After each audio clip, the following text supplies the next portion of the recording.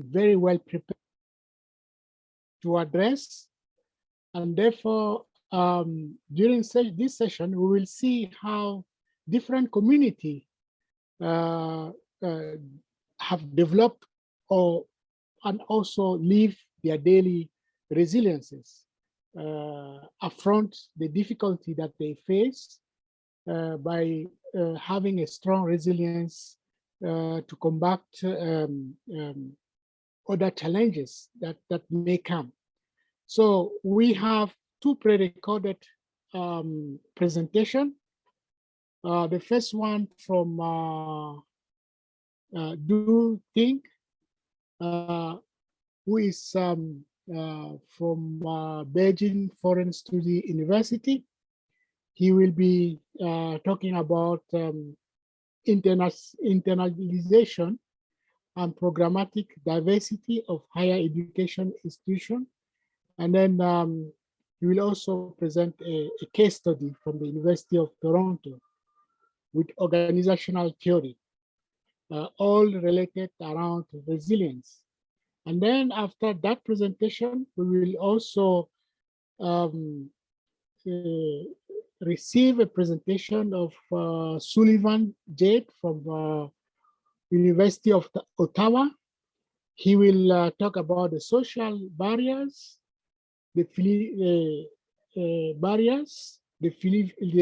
Filipinos faces in the Côte de Neige, Montreal, Canada. So without further ado, I will want to ask Sana, who will be our technical support staff, to launch the first presentation of Mr. Du Ting. Mrs. Sorry. I'm a postgraduate student from the Center of Canadian Studies, School of English and International Studies, Beijing Foreign Studies University. I'm a presenter from Beijing, China. The title of my presentation is Internationalization and Programmatic Diversity of Higher Education Institutions, a case study of University of Toronto with organizational theory. So first of all, I want to brief you some basic information about internationalization and international students. In the last 2 decades, the number of international students has been rocketing, and Canada is the 4th largest destination for international students. It has also the 2nd largest proportion of international students, which makes Canada a qualified research object.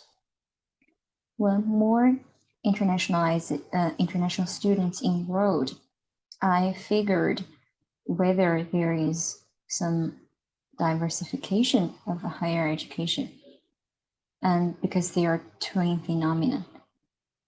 According to the definition of Jean Knight, internationalization is the process of integrating an international, intercultural, or global dimension into the purpose, function, or delivery of post-secondary education.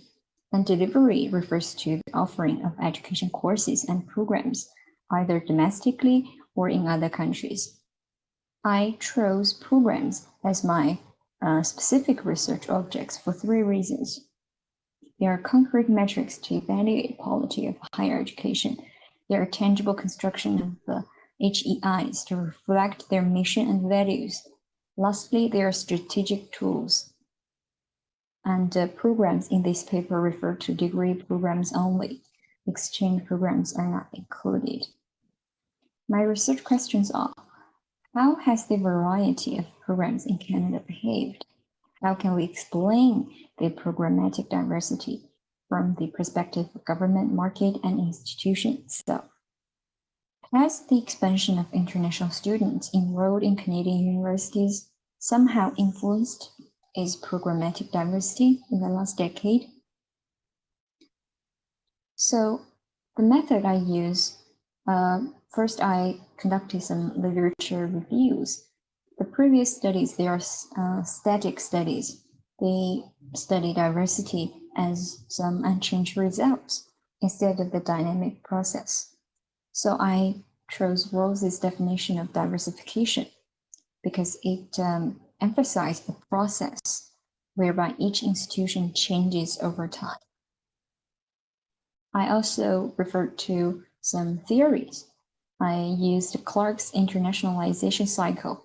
It pointed out 3 agents actually are interact with each other, which are state, academy, and market. Factors influencing institutional diversity are institution itself, government, and market. The traditional theory is organizational theory to explain how institutional diversity changed. The theory stresses interaction between the environment and HEIs, among which I chose 2 evolutionary theories because they complement each other and they can also fulfill the explanation from these 3 agents. The first theory, institutional positioning theory, it means HEIs, they innovate to find a niche. So I have a first hypothesis. Universities which enjoy higher global reputation practice programmatic diversity. Second theory is resource dependency theory. It means HEIs compete for limited resources. They compete for governmental funding. So I have hypothesis number 2. Change of governmental funding in revenue composition is negatively correlated with the number of programs. Because more governmental funding, more governmental intervention, less institutional autonomy, less programs. And hypothesis 3, change of student fees is positively correlated with the number of programs. Because more student fees, more autonomy, and more innovation. They also compete in a consumer market because higher education provides some services. So the proportion of enrollment of international students is positively correlated with the number of programs and fields of study. And the proportion of international students in different fields of study is positively correlated with their diversification. The methodology I use is case study. So I combine qualitative analysis and quantitative analysis. University of Toronto is the most likely case because it is statistically more significant than any HEI in Canada. The proportion of higher international student is much higher than the level of Ontario and Canada. So 2 sets of variables, 2 dependent variables, number of programs, number of fields of study, and 3 independent variables, proportion of IS into the enrollment, proportion of government funds into the revenue, proportion of student fees into the revenue. And the results shows that for sure, University of Toronto has practiced programmatic diversity in the last decade. You can see the combined multi-dimension divisional programs has soared, right? And there emerged new types of programs. And in different campuses, the situation is different. So Scarborough has increased very obviously. The correlation results from SPSS, hypothesis 1 to 3 are proved to be correct. So more international students registered and less governmental funding and more student fees. And meanwhile, more programs have been created. However, hypothesis 4 and 5 are partially right. Despite there is a significant correlation between the proportion of IS and the number of programs, increasing proportion of international students didn't bring about more fields of study. Also, although St. George and Mississauga has much more higher proportion of international students, there is no significant correlation between international students and their number of programs. So I want to explain these phenomena by means of my theories. So from the perspective of institutional positioning theory, we can see University of Toronto has kind of issued the international strategic plan. So it has, I think, included internationalization as kind of a mission, and global engagement, global competency are the keywords of its mission statements. So that's why I think it wants to provide better experiences for international students, and providing more programs are included. And from the perspective of resource dependency theory, governmental funding are negatively correlated, right? So this is not okay, but governmental directives are actually, I think, have exerted some influence to the university, because the official documents from Ontario's Ministry of Training College Universities actually promoted innovation and diversification. And market, I think, is more easy to understand, because more international customers bring more monetary resources, therefore boosting the programmatic diversity. As for the abnormalities, I think two reasons can explain this. First is academic tradition. They are very strong, so it cannot be easily changed. The second is the needs of international students. They just want to fit in the original system. They want if there is no fields of study that is congruent with their own willingness, they would not choose the university in the first place. And as for the explanation for abnormalities, I think this merit more detailed research afterwards. So conclusion, methodologically, this is an empirical study, also a case study. And theoretically, this is a hypothesis testing study based on one internationalization theory and two organizational theories. So this paper aspires to answer how internationalization affects institutional arrangements of HEIs, and my answer is international students indeed economically has influenced program structure of HEIs via student fees, and still they try to fit into the traditional academic structure instead of change the fields of study. So thanks for your listening, and have a good day. Thank you very much. Very, very, very informative, very interesting. I think we will just move to the next pre-recorded session from Suleiman,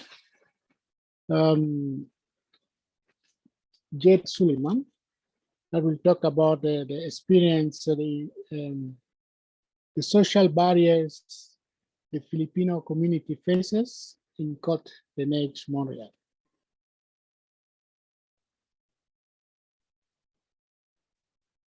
My name is Jade Sullivan. I'm a recent graduate of University of Ottawa, and today I'll be looking at the social barriers of the Filipino community faces in Côte d'Ivoire, Montreal.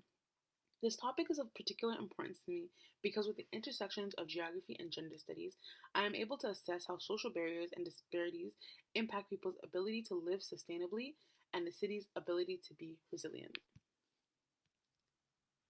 For this project, my research question was, how do language barriers impact the Filipinos population's integration into Côte d'Ivoire?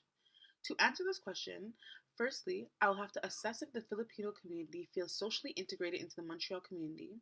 Secondly, to highlight how language impacts social integration and the most important social services to the Filipino community. And lastly, to find recommendations for the Côte d'Ivoire community and the municipal government to aid in the integration of the Filipino community. In this research process, I had 4 major steps. Firstly, literature review, to collect data including academic, research articles, and case studies. Methodology, where I collected qualitative and quantitative data. Findings, where I took an in-depth analysis of the data that was collected and literature material to gain understanding of the Filipino experience, and lastly, conclusion, recommendation, and limitations, which are based off the findings and the community responses. In the literature review section, we will be looking at a historical evolution of the Filipino community in Canada and the importance of this study. One of the first steps of understanding this project is to look at the historical evolution of the Filipino Canadian community. From the 1930s to 1960s, only about 800 Filipinos had settled in Canada, and almost all of them had settled in Winnipeg, Manitoba. By the 1960s, the first generation of Filipino female healthcare workers coming from the USA after their visas had expired to work in the healthcare sector in Winnipeg, Manitoba. By the 1970s, Filipinos had migrated to work in different industries such as healthcare, sales, clerical, garment, and manufacturing industries. Filipinos had came to join their families and relatives that worked under the Family Reunification Program. By the 1980s, contract workers for the Live-In Caregiver Program and the Quebec Skilled Workers Program, which eventually gave them and landed them immigration status. By the 1990s, migration kept increasing because of families and reunification and also independent immigration needs. In 1996, there were at least 11,000 Filipino immigrants in Quebec. More than 10,500 Filipino-born immigrants had settled in Montreal. By 2006, there had been over 16,000 of Filipino immigrants who had settled in Montreal. This was a net increase of 5,425 in a decade. Filipino immigrants are the largest immigrant population in Côte d'Ivoire, making up a total of 16.2% of the general population. 60% of all female immigrants who live in Montreal live in Côte d'Ivoire. This community is a hub for the Filipino community in Montreal, but also in Quebec. During my literature review process, I found that there was no specific research on Filipinos in Montreal, nor their experiences of linguistic barriers. So the articles I used to support my evidence all took into account and broke down the physical and social outlines of Montreal in terms of multiculturalism, immigration, poverty, and wealth distribution, and even spoke about pockets of Anglophone communities. They also provided evolutionary understanding of Montreal's socioeconomic history and in terms of immigration trends. There were also documents that supported the socioeconomic status of Filipino Canadians and took their analysis of the experience of migration throughout Canada. In the methodology section, we will be looking at the study area, census data, field observations, and surveys used in this project. The study area was used to understand the geographic location and the composition of the neighborhood. Côte d'Ivoire, also referred to as Côte d'Ivoire Notre-Dame-de-Grâce, is located in the central west of Montreal. It is roughly 21 square kilometers, and this borough has a population of over 166,000 people. Based off of this information, the population density is 7,776 persons per square kilometer, making it the largest borough in Montreal. Looking at the census data, we can see that the Côte d'Ivoire population is a very youthful population, with over 53% being between the ages of 25 and 64 years old. 61% of the population is bilingual in the official languages, and English, French, Tagalog, Spanish, and Arabic are commonly used in the home. This community is very well educated, with over 72% having post-secondary education. However, this community has a fairly low annual income rate, with per person making less than $25,000 a year and per household making less than $50,000 a year. In terms of immigration, there's over 76,000 immigrants, with over 3/4 of the community being immigrants. Specifically, Filipino immigrants in Côte d'Ivoire are the largest immigrant group, with a total of over 16.2% of the population. Based on the census information provided by StatCan, we can see that the total population of Filipino people, Filipino immigrants, and people with the mother tongue of Tagalog had increased between 2011 and 2016. Also included in StatCan had been Tagalog speaking in the home and at work. The only notable thing here would be that the number of recent Filipino immigrants has decreased between 2011 and 2016. For field observations, I used 7 distinct evaluating themes: the availabilities of services, general upkeep, land use and density, atmosphere, residential lots, people and population, and multiculturalism. However, I did note during this process, that limiting factors was COVID-19 based off social distancing and business closures and explorability of the available field. For my surveys, I interviewed 13 Filipino English-speaking people who lived in Côte d'Ivoire during September. My survey consisted of 24 questions, 19 closed-ended questions, 5 open-ended, that focused on demographics, linguistic abilities, and social barriers. I did this through convenient sampling on social media. Findings and discussion. Based on my surveys, I found out that all participants had high school education, 57% had a post-secondary certificate, 85% of this population was employed with earning about $25,000 a year. Most of the Filipinos in Côte d'Ivoire were Canadian citizens, with 43% of the citizens being naturalized and 43% being Canadian born. All of these participants were English speaking, with English being the most used and fluent language amongst them, and 53.8 spoke Tagalog and only 14.3 spoke fluent French. When asking the participants what language they speak in their community, including at home, at stores, and in public facilities, 50% speak English at home, 33 speak Tagalog, and 17 speak French. At work, they all speak English with some basic French. With friends, majority speak English and Tagalog. And based off of questions asking their social barriers they're facing in their community, linguistic barriers and economic barriers became paramount. Based on these findings, I can come to the conclusion that the Filipino community is predominantly English speaking, with Tagalog coming in a close second and French being the least spoken. In the community and work, English is spoken the most. Amongst family and friends, and at home, Tagalog is also spoken in addition to English. At work, English or basic French is spoken. Also, Filipinos had expressed their discomfort in speaking or accessing public services in their mother tongue in Tagalog. However, in some occasions, it was okay. When asking what the most important factors in their community were, employment, cultural and community spaces, and housing and living conditions came out on top. When asking them to rank their satisfaction amongst community amenities, the most dissatisfied services were employment, housing, social services, and retail. However, the most satisfied services were those that were culturally significant. Based on these findings, we can see that the services and community amenities are culturally inclusive and relevant in Côte d'Ivoire, and it is representative of its multi-ethnic residents. However, there is discontentment regarding housing and employment. Almost 80% of respondents had said they had difficulty accessing services because of linguistic barriers and financial restraints. Additionally, cultural community, employment opportunities, and housing are the 3 most important factors for Filipino population in Côte d'Ivoire.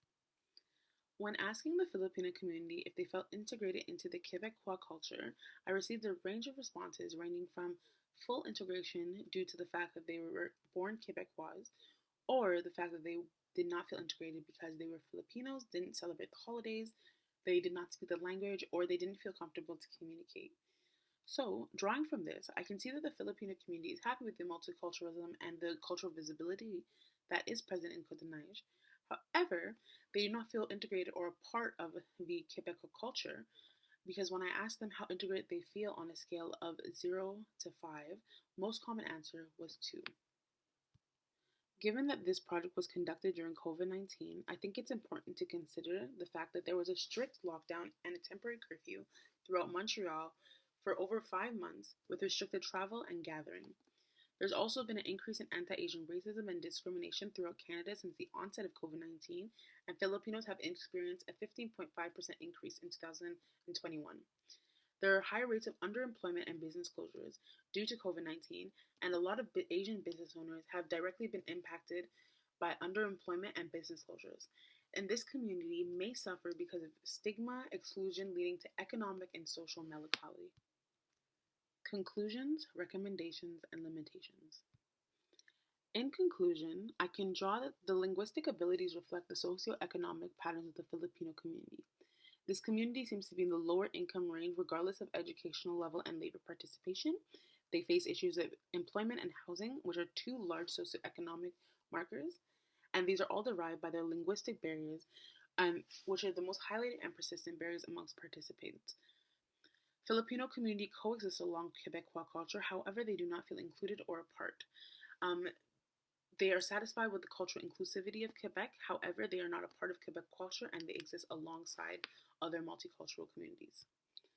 Through this, I can recommend that the municipal government can participate in more multicultural events, resources, and employment opportunities for English speakers, along with culturally accessible services.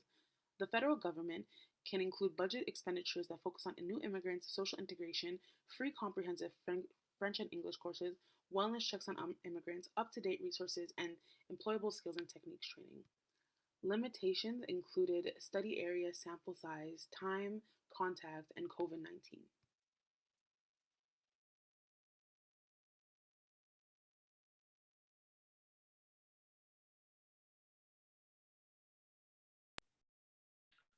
Thank you very much. I think we come to the end of the two presentation. I don't know whether the third presenter is, I've not seen him joining the session, but anyway, I will just want to thank the two very good presentation. Of course, I will not go through it. I will not attempt to summarize the two presentation, but the first one, which dealt a lot about the international student presence, how the international student can influence the university teaching model, and also can also influence the life of a campus. That was very interesting, and since Mrs. Ting Du is online, I will just want to ask a question which did not really come out from the presentation. How could the student, how were the student resilient, you know, in during the COVID pandemic case? You did your funding during that period, and also it might also be good to see how the COVID influenced the income from the university, because you mentioned during your presentation the fact that international students basically contribute a lot financially, also to the development of program and also to the revenue of the university. My question will be, how did you see the resilience? Because that is this panel is about resilience, education, and resilience, and in the city. Could you please elaborate a little bit the link between the title of this presentation and the research that you did, Education for Resilient Cities? So if you can do that, I will really appreciate, so that we can make some link between the different funding that you had, and also the real topic of our discussion. Of course, I know that basically in some places, in some towns that are majority are students, and with the fact that with the COVID, with the lockdown, and also some students going away, international students going back to their home country, they also reduce the economic condition of the city, the income of the city.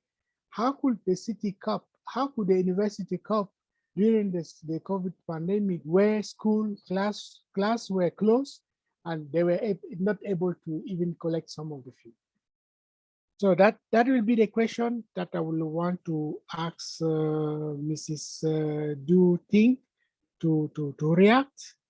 And given that Jade Sullivan is not in the panel, I will have also asked the same question related to the Filipinos, because the Filipinos community, she mentioned the fact that more than 70% of them were highly educated, and most of them were also employed, but they felt excluded in accessing housing and social basic services. So and also they have a lot of linguistic barriers because they also want to speak their own languages. And then at the same time, there were also issue of cultural exclusion. So my question will also be, how do they, how are they resilient? How can she explain the resilience to cope with the situation in Montreal? So, Mrs. Tang, you have the floor. Okay, thank you. Thank you, Kitio, for your question. So I will try to explain the connection of my paper and the topic, the resilience of cities. So I think even though my study didn't cover the period of pandemic, because I collected the data from 2010 to 2009 to 2019, I think, and I think the internationalization of higher education is resilient, even though it has encountered great challenges during pandemic. I think higher education institutions, for example, universities, they have innovated in terms of the ways they can deliver their programs. For example, they have online degree programs, and we have also online summer programs. And currently, I am in an online summer program. So I think because of the technological advancement, so higher education has become very resilient in terms of how to deal with this unexpected crisis. So I think maybe my paper has proved this dynamic or this indispensable relationship between international students and international higher education universities.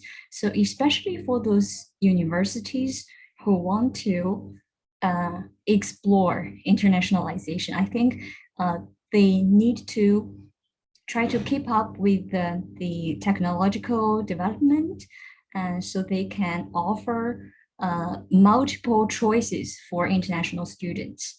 And so I think this coexistence between universities, international universities, and international students has proved resilient during the pandemic period, because international students, I think they have always tried to, explore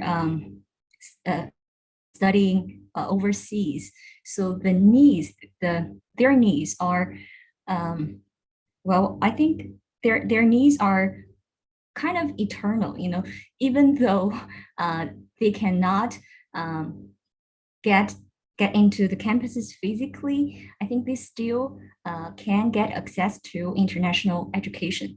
For example, the online programs. So I think maybe the online programs have proved the resilience of internationalization of higher education.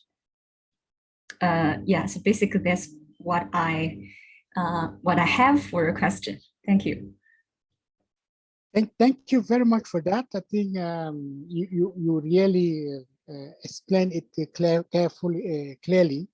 I mean, the fact that yes, on one side international students are looking for also quality education, and they can only have that in the international sort of university, university that have shown to be, that are also have international standards.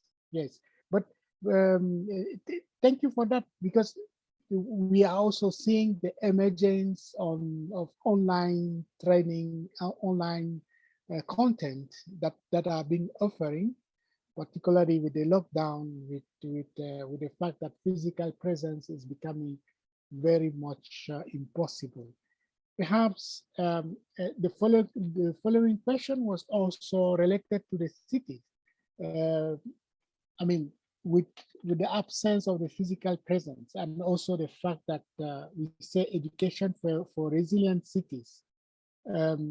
Of course, I know your research did not look at the physical space, no, where study are taking place. You look at the program, you look at the content of the program, you also look at the methodology, you basically look at the teaching concept, but content.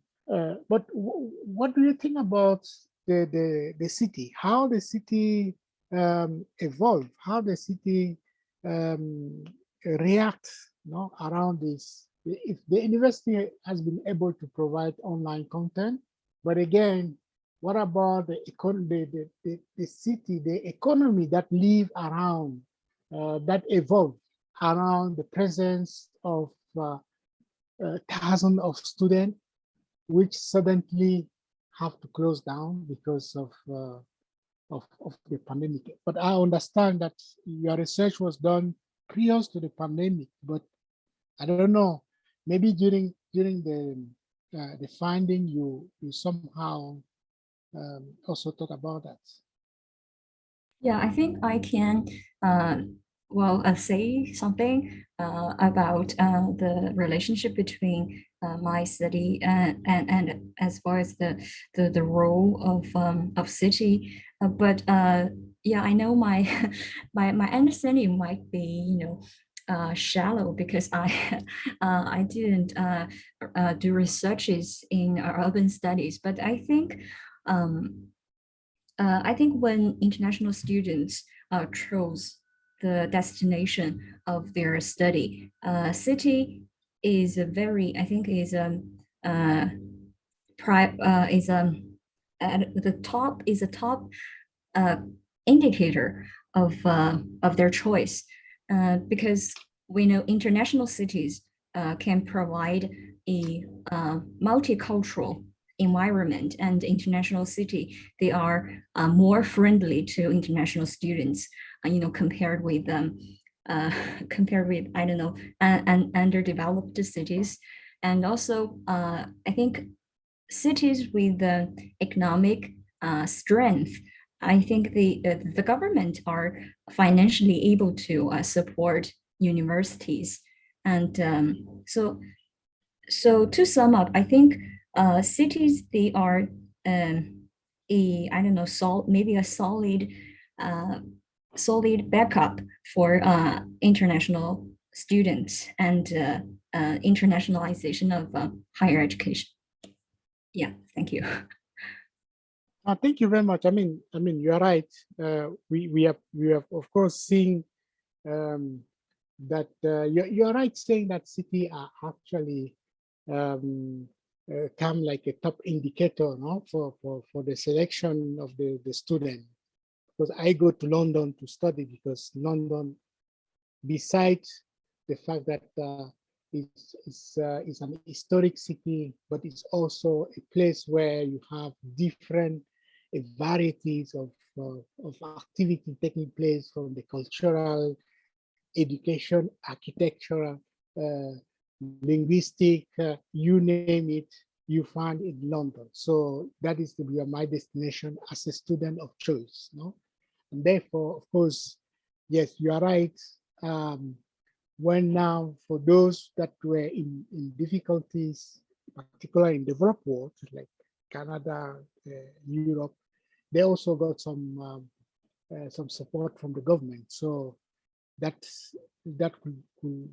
has been addressed. But of course, we are not taking an example of developing country where this situation is not there. And I can just share with you the experience of Nairobi, where I'm based, where when the lockdown arrived and suddenly the government has to ask the student to go home, and everything was closed. But the point is that all the business around the university also, a lot of them went bankrupt because they could not afford. They lost their clients for 6-8 months in 1 year. So that was really, if we talk about the resilience, I mean, some of them has to convert to something else. They did not have the element to build the resilience. And perhaps, again, going back to your finding, and I have another follow-up, sort of just my own own question. But before asking that question, I see we have 2 other participants. Is there any question you want to ask? I want to open the floor so that it doesn't become a dialogue between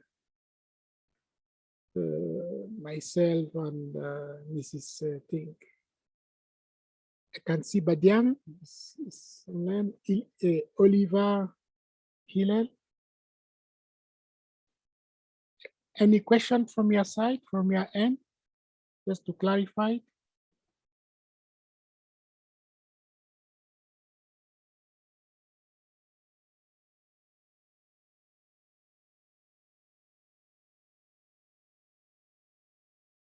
I hear none.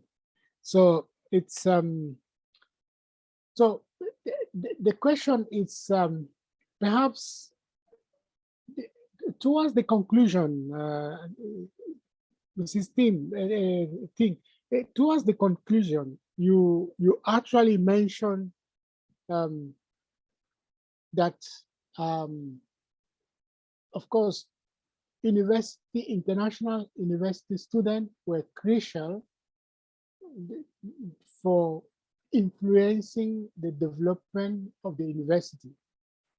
And you also mentioned that whenever there are not support from the government in terms of scholarships, in terms of other subvention, we tend to see a sort of a slowdown in the program development and also a slowdown in content development.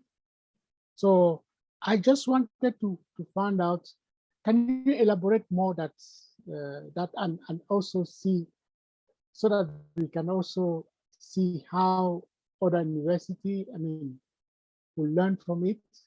What about, I know that most international students are also coming from healthy family, wealthy families. What about, and also some of them come with scholarships. But again, do you think an university can survive if they don't have a lot of students? Or I don't know. I'm just trying, because you elaborate a little bit on that.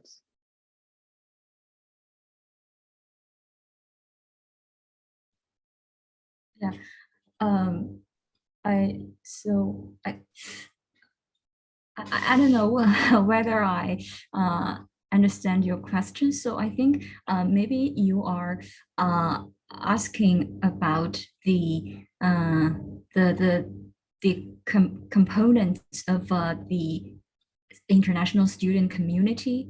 Like there are different, of course, international students with different backgrounds and different financial conditions, and so you're asking that whether this kind of perhaps just let me maybe clarify my question. They are more and more. There was a table where you show where international students coming from. They are now coming from, no, with different countries. My Yes. question is international student. My question is, do you think university today, mostly in Europe, in Canada, in Northern, maybe part of America, can they survive without the presence of international students? Can they survive economically?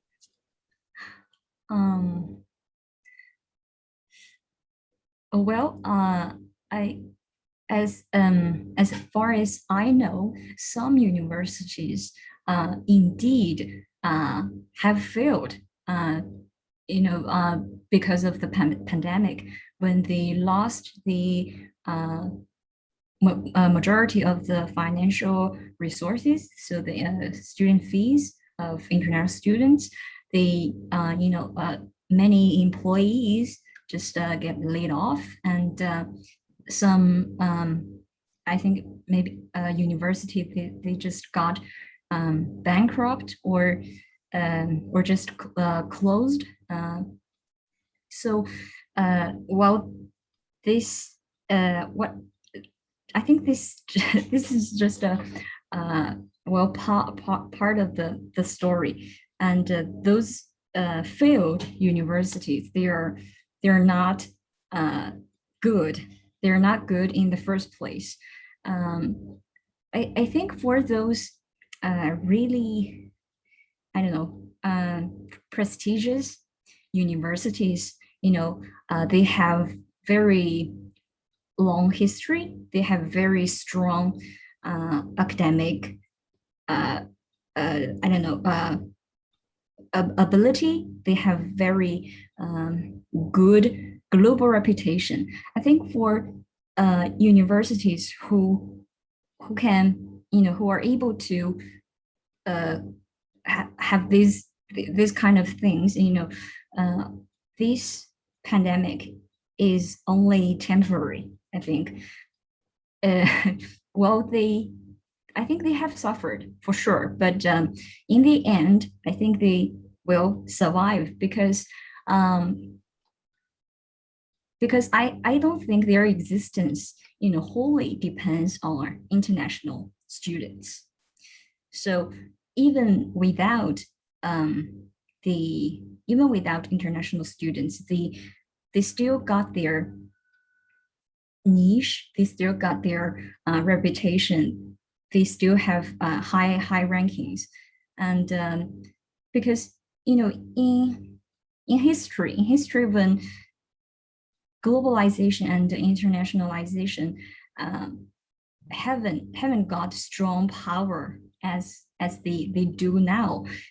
These universities, they have I don't know, cultivated many talents and many influential people in history. So internationalization and international students is like, I think is like something it's better to have, but it's not the end of the world if you don't have it. So so I think they are competent enough, and they will survive this crisis. And maybe I think after the pandemic, they will improve themselves better. So their resilience, as we're talking about, so the resilience of universities will improve for those who have survived. So yes, that's my answer. Thank you for that. Thank you very much for that.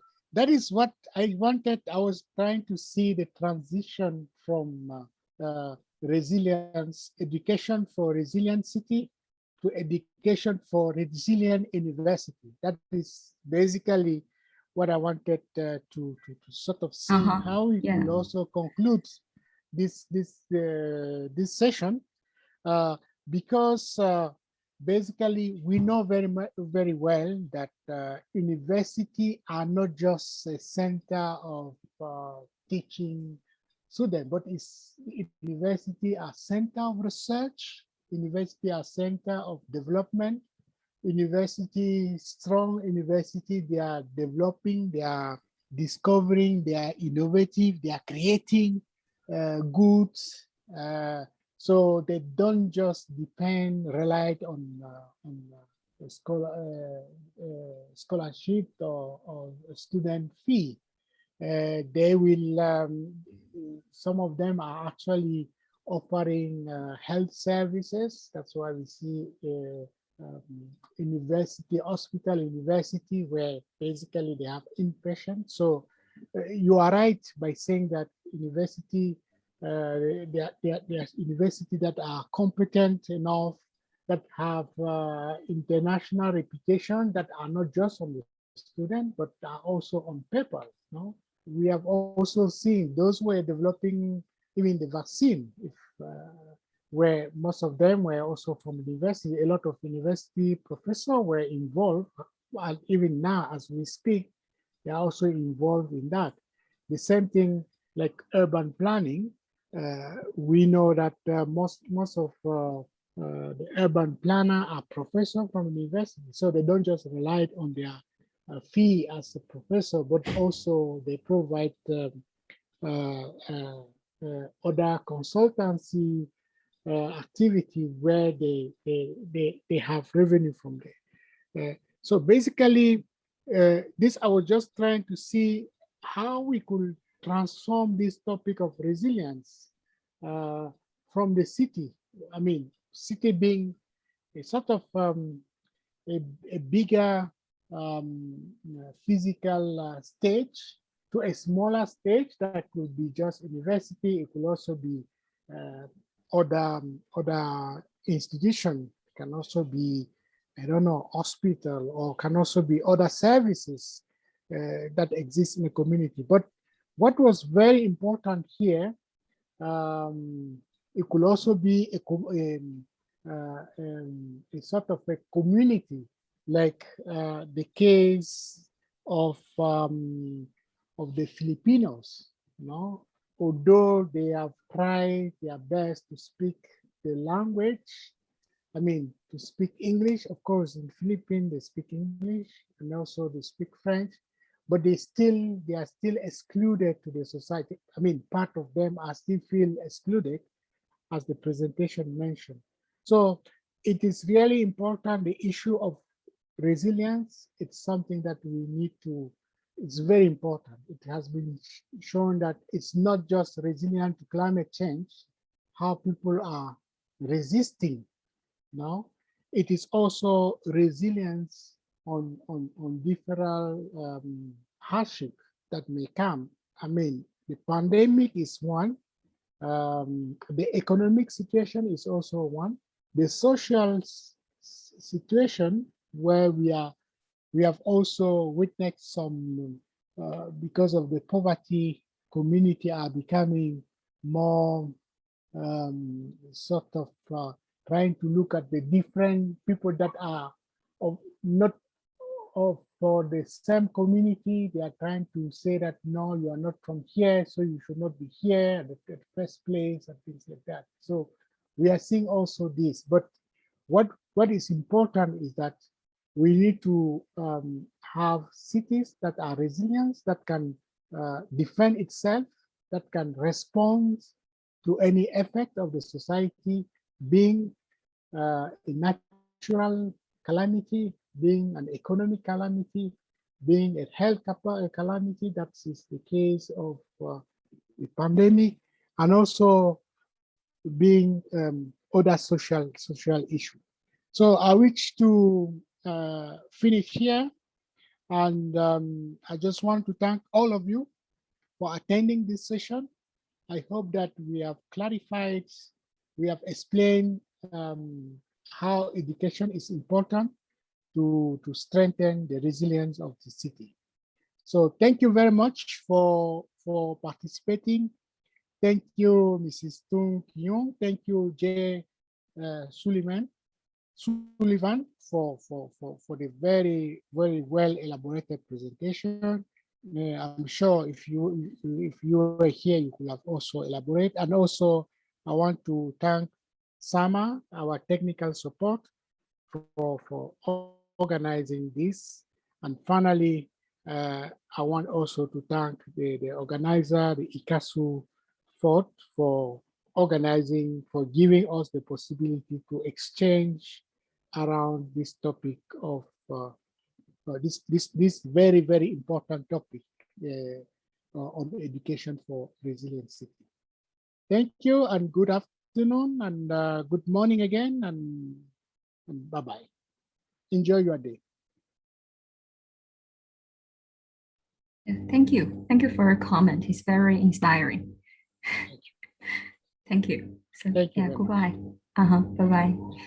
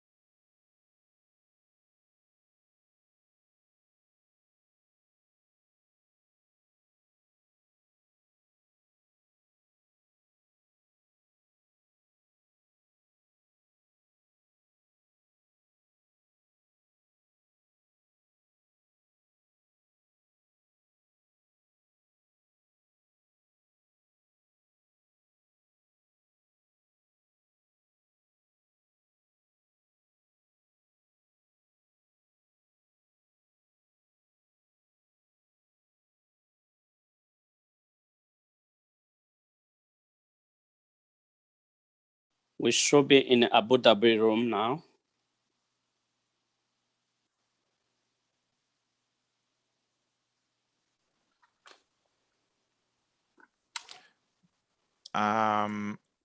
Jean-Marie, je crois que on a été transféré là, dans la bonne salle. Je vois Andrew. Perhaps you can do a little test sound, Andrew, with you. How is it going on your side? It's going well. Can you hear me well? Yes, the sound is good. Hello, Andrew. This is Hello, Jean-Marie.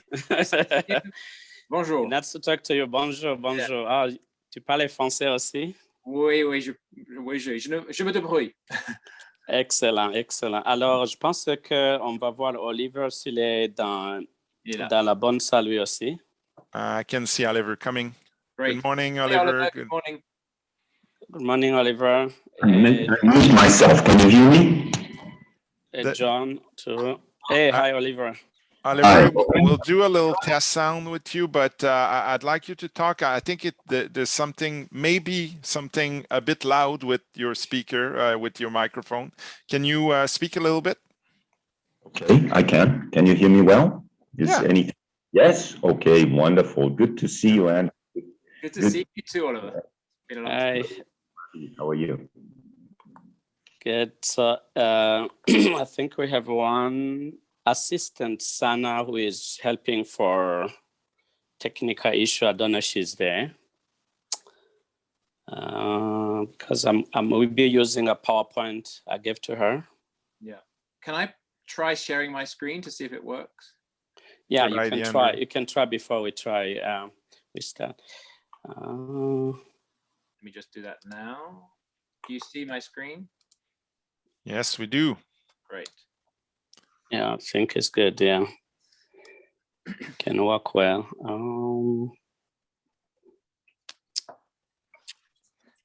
Where is Buddy going? Yeah, need to.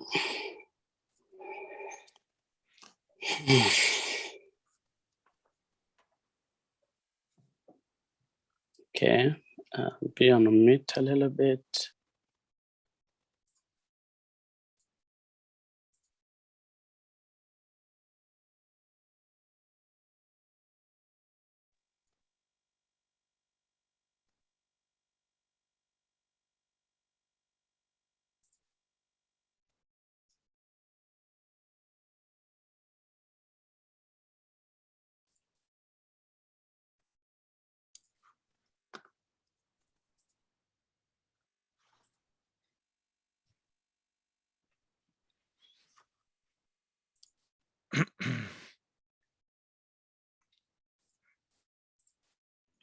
So, Eric, can you hear me?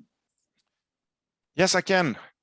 Okay, I just wanted to check. Is that okay for you then that you would do the first presentation and then I come in with my little 5 minutes of comments on that? Because I think it would somehow, in my head at least, it fits the logical evolution a little bit. Because I loved your presentation. I can build on it. And thank no you. more than 5 minutes. No presentation, okay? And for the sake of time, Oliver, I'll do the same. I'll keep my comments and remarks very brief. And as since I'm one of the co-chair of the meeting, I'm going to keep my remarks really short, like you. It's going to be more like a few remarks. I'm not going to use my PowerPoint. I'll share some references in the chat room if we can share anything with the participants. So I got your point while I was on vacation. Actually, I got your message and I prepare accordingly. So I'm going to just kick off the meeting, welcome everybody, and set the stage, I would say, for the panel and the topic of the panel. Then I'll turn to you, and maybe you can introduce each of the panelists.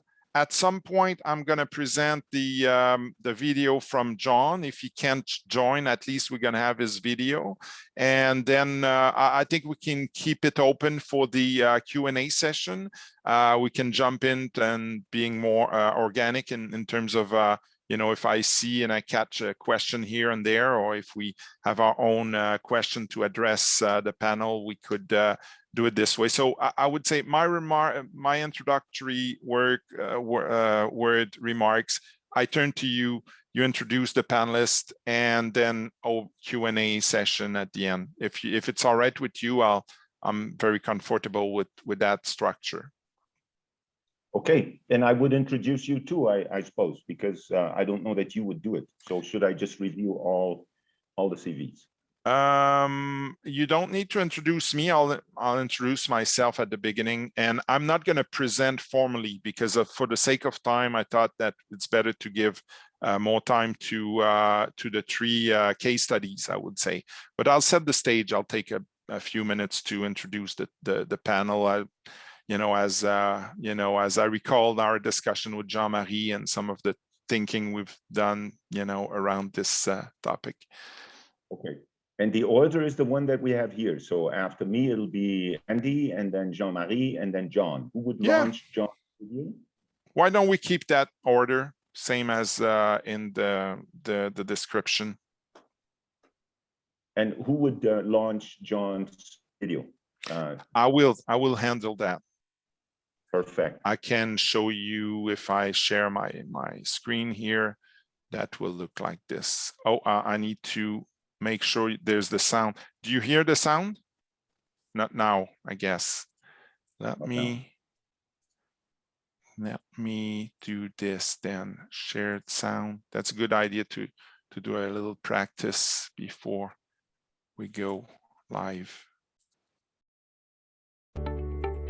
Now you should hear the sound. So that will look like this. All right, I'll stop sharing.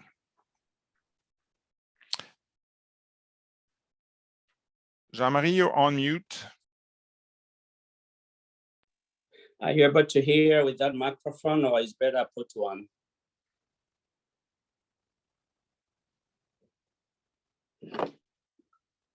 We just heard.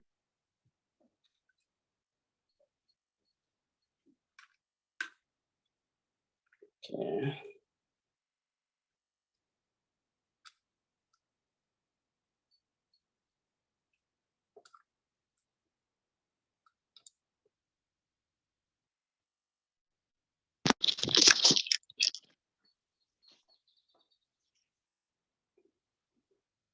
Hello. Hello, Jean-Marie. We can hear you. Can you say a few words so we cleared the video, the audio test? Hello. Can you hear me? Yeah, that's good. Yeah, can you hear? Very good. That's good. Can you hear very well? So John is not connected now.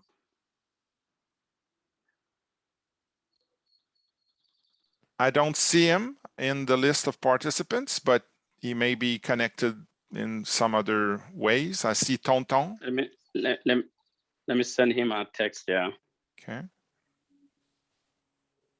Okay. So and then I sent to them my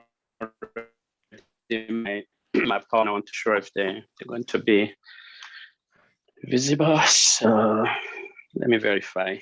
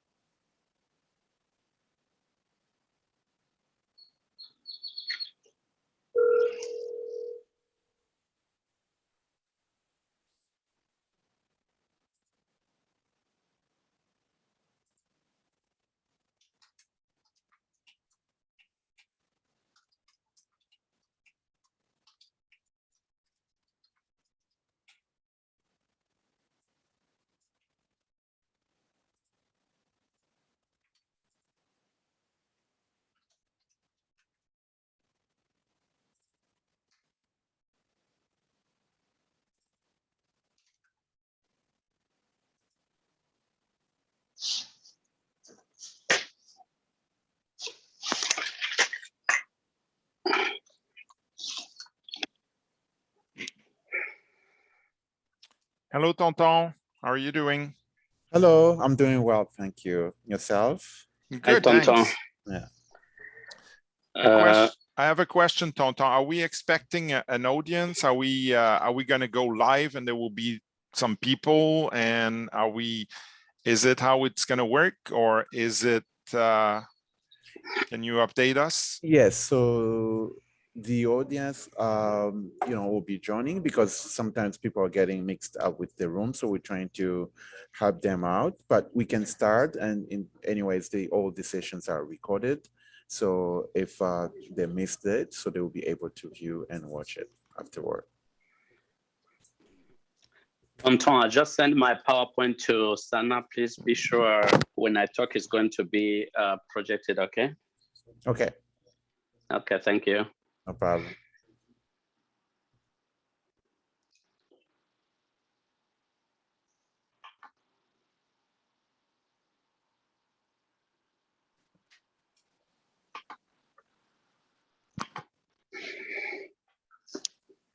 Sorry, I got disconnected for a few seconds. I hope it's not going to happen again.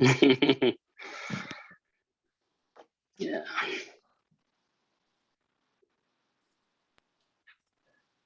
So, quickly, tell me, how do you pronounce your family name? I don't want to make any mistakes. my family name? Yes. You can say Chishahayo. Okay. We say Abeche. Okay. We Chishahayo. I know some people they pronounce like Sisahayo, but it's okay. That's what I want to avoid. That's what I want to avoid. No, it's fine. This is multicultural names, so now it's fine. It's okay. Yeah, it's Chishahayo.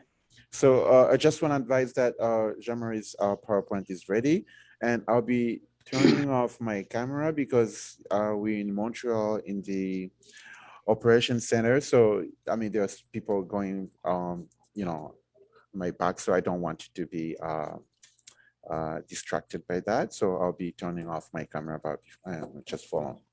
Okay, thank you. And Tonton, can we start whenever we're ready? Yes, you can start. I think you can start. Yeah. Okay, excellent. So if you're all ready, we can maybe begin this session. So I'd like to say hi and welcome everyone to this panel that has that is titled Results-Based Local Governance and Regional Green Economic Growth. My name is Eric Champagne. I'm a professor of public administration at the University of Ottawa, and I'm also the director of the Center on Governance, which is a partner of this event, actually. I have the pleasure to co-chair this panel with Oliver Hillel from the UN Secretariat of Biological Convention, who will say a few introductory remarks a little bit later and will moderate the excellent panel we have for you today.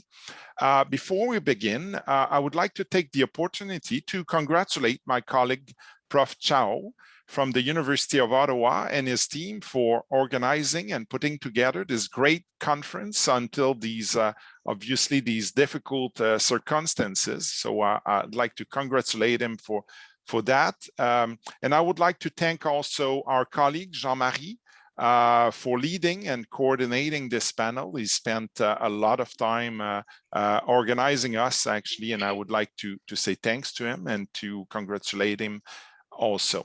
Now, before I turn to Oliver, I would like just to say a few introductory remarks to set the stage for this panel. At the origin, when we started to discuss Jean-Marie and I and all the other panelists a few months back about this conference, we wanted to address the missing link between planning and implementation. And we often observe that that organization, they devote a lot of time and resources to policy design and to planning, but not as much on implementation and operational plans, actually.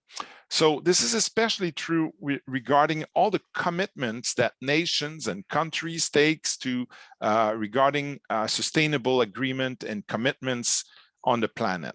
In fact, most countries right now are failing to their Paris Agreement contribution commitments. And we think that one of the reasons for that is because there is a mismatch between the commitments taken by these countries and nations and the actions of some national governments, regional and local governments.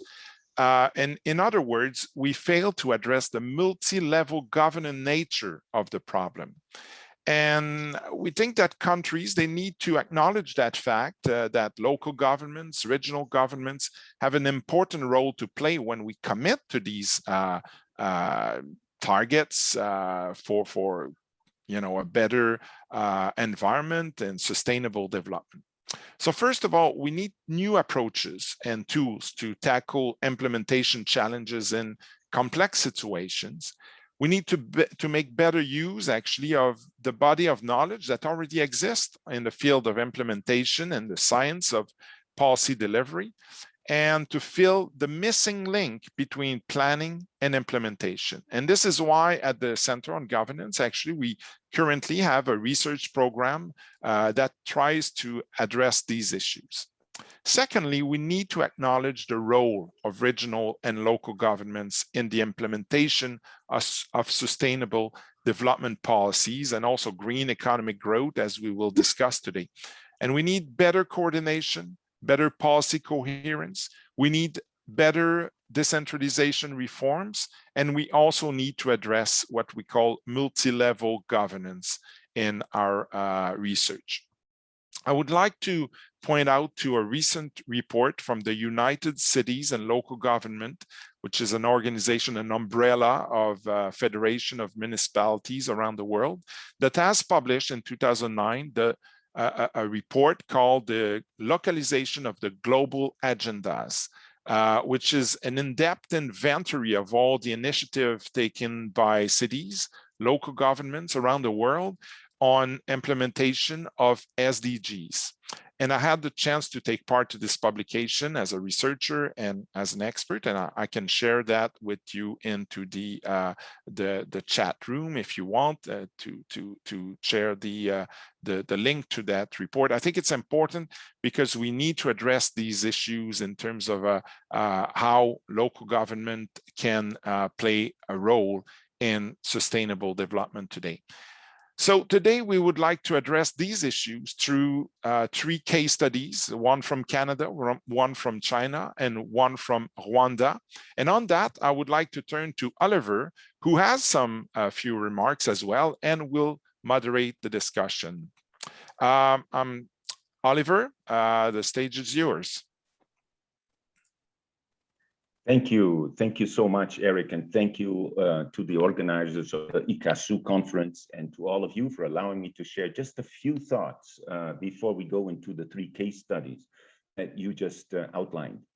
I'd like to say that the convention, the multilateral environmental agreement in which I work, my name is just as a quick introduction, I'm Oliver Hillel. I'm originally Brazilian, but I've been traveling all over the world for a number of years. And right now, I am an officer in the Secretariat of the Convention on Biological Diversity, which is based in Montreal. It is administered by UN, the UN Environment. And so in this position, I have a privilege to have witnessed for the last 10 years pretty groundbreaking initiative in the convention that brings in exactly the contribution of local and the so-called subnational governments, meaning territories or provinces or states at the various levels, as well as municipalities and cities. So among the multilateral environmental agreements, the CBD, or Convention on Biological Diversity, is the only one. Unfortunately, this is not a reason for pride, it's a reason for concern. It's the only one that actually has adopted a plan of action for national governments, who also, of course, organize and coordinate the UN and many other multilateral organisms, that has adopted a plan of action for cooperation between those different levels. And of course, over these last 10 years, coming into the next 10 years, we're exactly dealing with this issue. How do you coordinate? And in the CBD, also before that, there is a principle called the ecosystem approach. And principle 2 of that ecosystem approach exactly to say that in terms of the management of natural resources, you need to be working at the level and time and scale where it is most efficient. And guess what? For the management of ecosystems and biodiversity, most often it is not the national level that is most competent to address those issues. It is very often for the territorial approach that we will be discussing today, very often it's the subnational governments. Of course, at the level of sustainable consumption or production or the management of the huge footprint of our civilization being mostly an urban one, that's where the action needs to happen.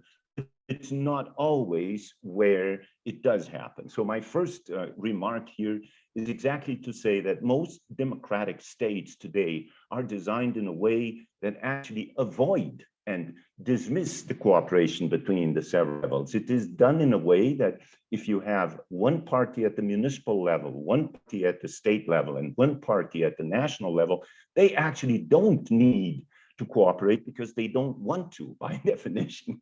So very challenging situation, but of course, particularly this is what I wanted to say today in the time of the consequences of all the Arab Springs in Northern Africa and the consequences of the COVID-19 pandemic and the crisis, we see that when you don't have that coordination between the various levels, you pay the price at all levels. So this is extremely important.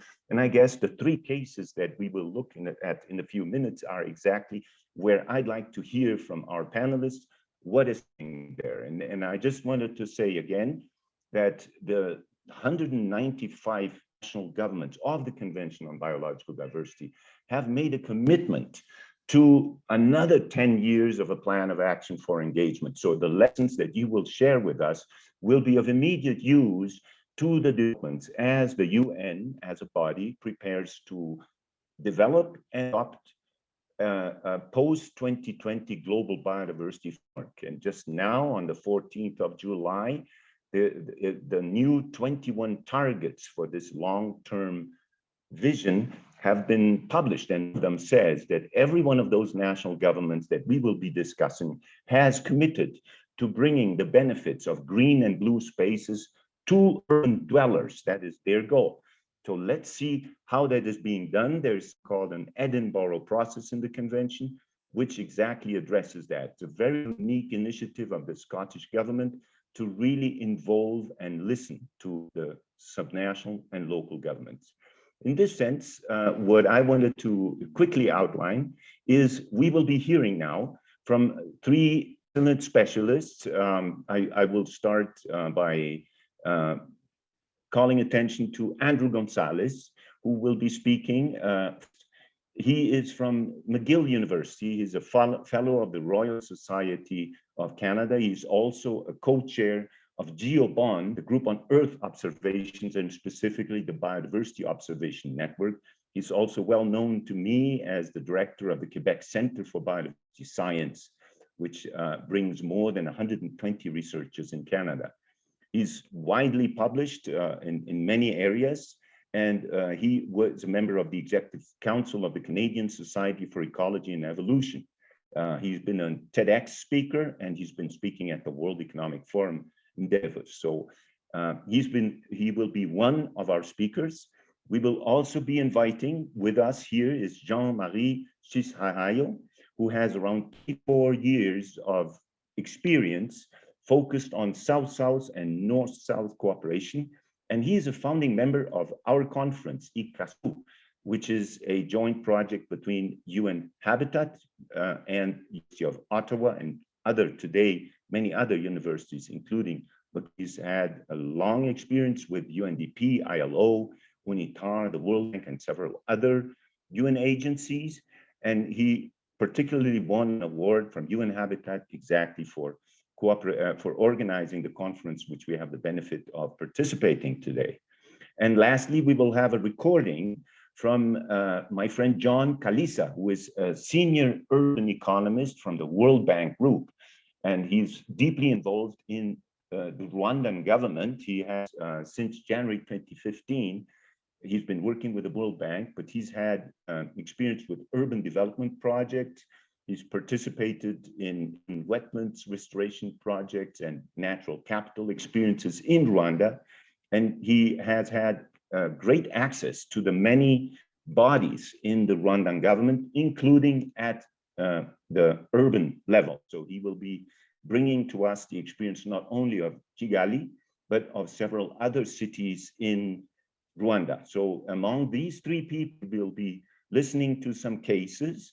And I would like to ask our speakers to focus particularly on three questions. The first one is, how can we provide results-based local governments and decentralization as a way to foster the economy and the transformation of cities in other developing countries? But I also want to say, where are the problems? Where this decentralization, this idea of the ecosystem approach to go at the level where action is most effective, where it has failed, and how can we make it work better? And finally, of course, in the vision we want to reach is a comparison of the cases between Kigali, Shanghai, Montreal, and other urban settlements. So without any further ado, I'd like to pass the first intervention. Andrew, please share with us what you would like to found in our questions.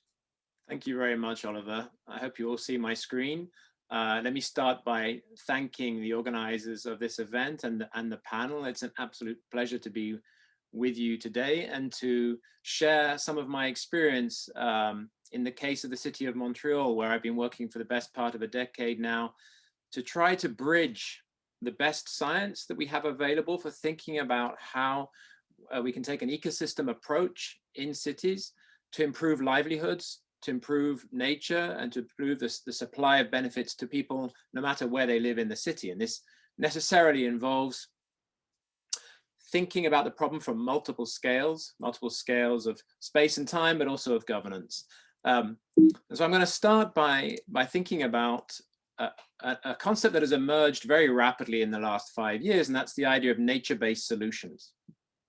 So nature-based solutions have been about linking the values of nature to protect, sustain, and manage and restore ecosystems that provide multiple benefits to citizens of urban environments, but also to the biological diversity and the ecological value of those environments. And here I'm showing you some examples from different cities around the world where we see the value of nature, not only to nature, but also to people. So here we see the London wetland, here the Qian waterway was a famous transformation of a multi-lane highway into a river. We have this beautiful example of a connected greenway in Singapore, and the remarkable transformation of the Ruelle Verte in Montreal that have seen tens of kilometers of paved roads turned into beautiful micro habitats and micro greenways. Now, this concept's important because it's about linking these values to the risks and the loss of resilience that cities are experiencing in relation to climate change, environmental change, and runaway land cover change or urban sprawl. But the concept is grand. So how do we implement that in a city context? How do we make that real, right? How do we do better? And to do that, we have to think about the city as a distributed landscape, right? Where benefits and risks are arising at different temporal and spatial scales. And so here, the concept of urban resilience is particularly important. It's about linking the idea of what nature can do to supporting the resilience of our natural and urban built environment. We all know that it's a multidisciplinary approach, necessarily engaging natural sciences and social sciences, aspects of governance, implementation, and policy. And there are various dimensions of urban resilience. We know that there is an infrastructure dimension, there's a social and health and security dimension, and the markets that drive the economy, an urban economy. Today, I'm going to focus on this ecological dimension, but of course, this ecological dimension overlaps with all these other dimensions. And when we think about nature-based solutions in a city like Montreal, which you're seeing here viewed from above the park of Mont Royal, what I've found valuable is to think about a network concept, right? Where what we're trying to do is to decentralize and distribute the values we get from ecosystems and natural infrastructure, where humans are transforming an environment to regreen or rebuild natural processes. If we think about it as a network problem, we can solve multiple problems at the same time, but also distribute the action across the city. And why do we do this?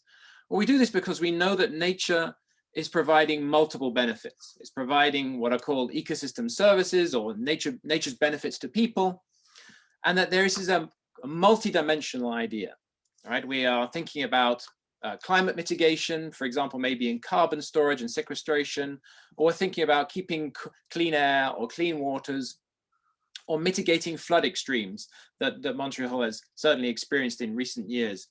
But there are other dimensions as well. For example, urban heat extremes. Many less favored environments, heavily built, poorer neighborhoods in the city suffer from extreme heats in the summer. And so there's a cost to ignoring the values of nature. So how do we use that science to develop networks of nature-based solutions? So what we try to do is to offer these sort of tools, these mapped interactive tools to decision makers at different scales, whether it's the metropolitan region of Montreal that you see highlighted here, or whether it's zooming into the smallest neighborhood or ruelle in the city.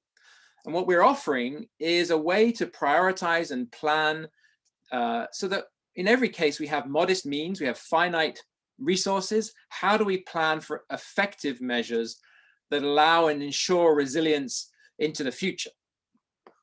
And so these are the kinds of maps that we share with our partners. But these maps are the result of a long process of implementation. And we can think of it as a cycle, right? What we're going to do is imagining developing and co-designing a network of green spaces with a city. We start by defining the system and the system's goals. What are we trying to achieve together? We engage with stakeholders and communicate with agencies at different scales. Then we ask, okay, for whom? For what? Where? What is this network trying to do? Extremely clearly defining our objectives, not just one place at a time, but across the network of spaces. And then we select our assessment method. Sometimes that involves workshops, but also the applications, the computational tools that we need from the best science to turn that into an actionable plan. So that involves doing assessments sometimes on the ground, sometimes using satellite imagery or flying drones, or getting boots on the ground to quantify and survey what's happening. And then we are identifying areas for improvement and producing an action plan. There's a narrative that goes with that as we seek investment. Why should we do this? Why here? Why with you? And aligning the investment across scales of governance and space and time. And then we monitor progress. We can't just stop after implementation. We have to try to adaptively adjust our efforts. And so this involves an iterative cycle that goes round and round. And this is what we've been doing in the city. So allow me to show you some of these tools. These tools were recently cited in the UNEA report for North America, the region of North America, where our company, Habitat, this is the spin-off company I've created from my laboratory to accelerate the applications of these tools, where they were cited as exemplars of how to apply this iterative cycle. So here is an example of a map where what you're seeing in color are the ecosystems, the natural spaces that we should prioritize if we want to mitigate flood control, mitigate flood extremes, provide some sort of control. So the colors obviously respect a high value versus low value for this one dimension. But of course, I've been promoting this idea of networks for multiple values and mitigating multiple risks. So here you're seeing a map now of the same ecosystems, but now from the perspective of mitigating heat extremes. And now there's strong complementarity. Natural spaces that were red under heat extremes may be blue for flood mitigation. That makes perfect sense. And then we can iterate these tools for different ecosystem benefits, right? So we can do that for air quality, we can do that for biological diversity. And the central network concept that we are using to underpin all of this is network connectivity, making sure that you have the neighboring relationships across the network. We call that a sort of the adjacency relationship. So what is next to what? How do we create a portfolio of benefits that mitigate risks, but also increase the value of those ecosystems, both culturally, as a relational space for tourism, but also for just relational social interactions that people have in natural spaces. So the tools allow a user to optimize, given the resources, the prioritization of habitats to start protecting as the city grows out its network, protects spaces, and tries to plan for an uncertain future. And so here you're seeing a map that we delivered following for a report that was requested by a national NGO in Canada called the David Suzuki Foundation, where they wanted us to try for the first time for Montreal, I think for any city in Canada, to identify these priorities so that they could begin an implementation plan for the next decade. So here you're seeing how, depending on how much we have to invest, where we would start first. Another way to look at this is also to work with a scenario planning. So saying, okay, let's say we can only do 5% in the next 5 years. Or maybe we are more ambitious and we do 10% or 17%. Well, where do we protect those under different scenarios? And here you can see, hopefully you can see that in Burgundy here, these red colored patches represent the areas that we would prioritize under these different scenarios. And here you're seeing in these little pie charts here, the amount of benefit you get across the metropolitan region for stormwater mitigation, for biodiversity, and for air cooling under these different scenarios. So there are choices to make. Choices require polycentric approaches, multi-scale governance, and a constant engagement to decide what might be best at the scale of the city may not be best at the scale of the neighborhood. And we can address that. And I'm going to finish up with just by saying that we've applied these tools to 3 different spatial scales.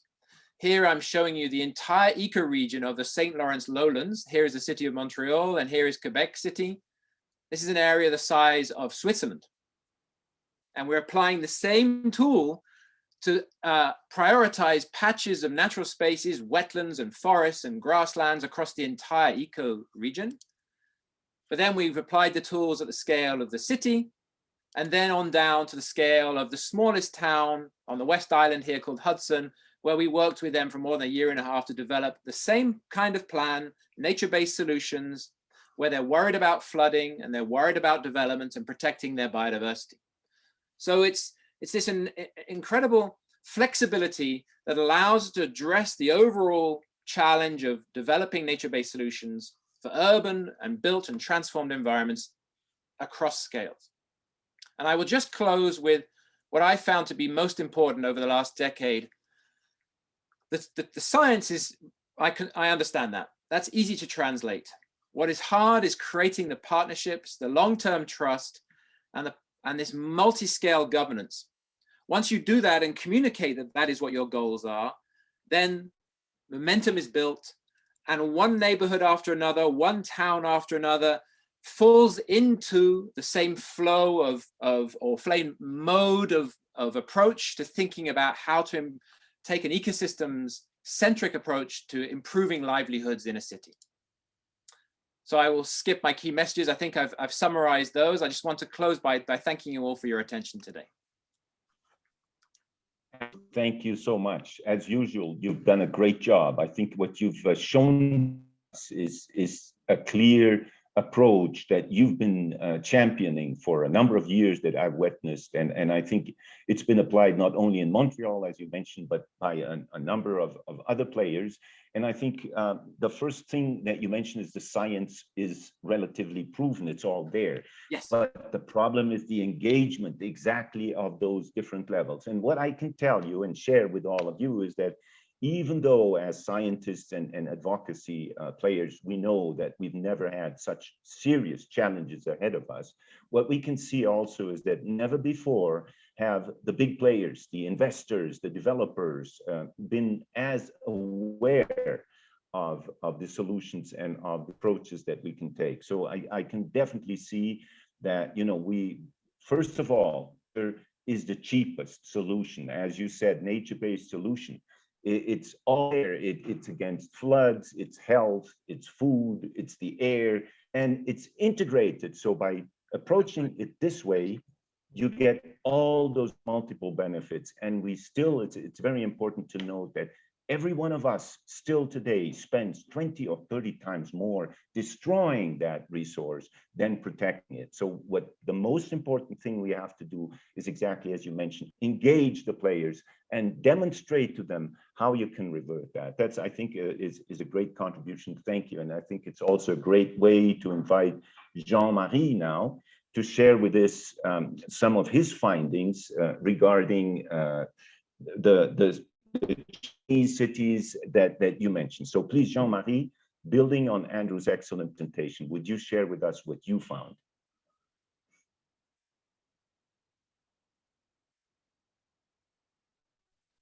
Jean-Marie, you're on mute. Okay, thank you so much, Oliver, for your great introduction and presentation. Also Eric, Champagne, and also Andrew. I think someone is helping me to control the PowerPoint.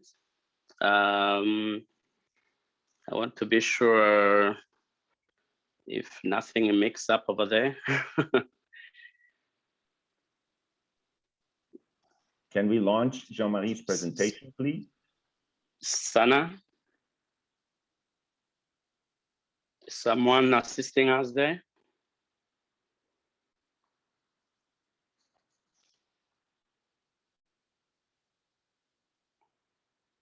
Hello?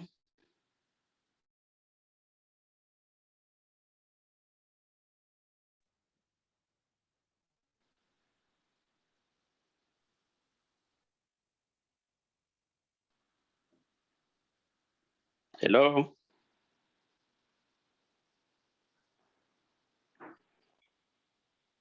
Can you hear me?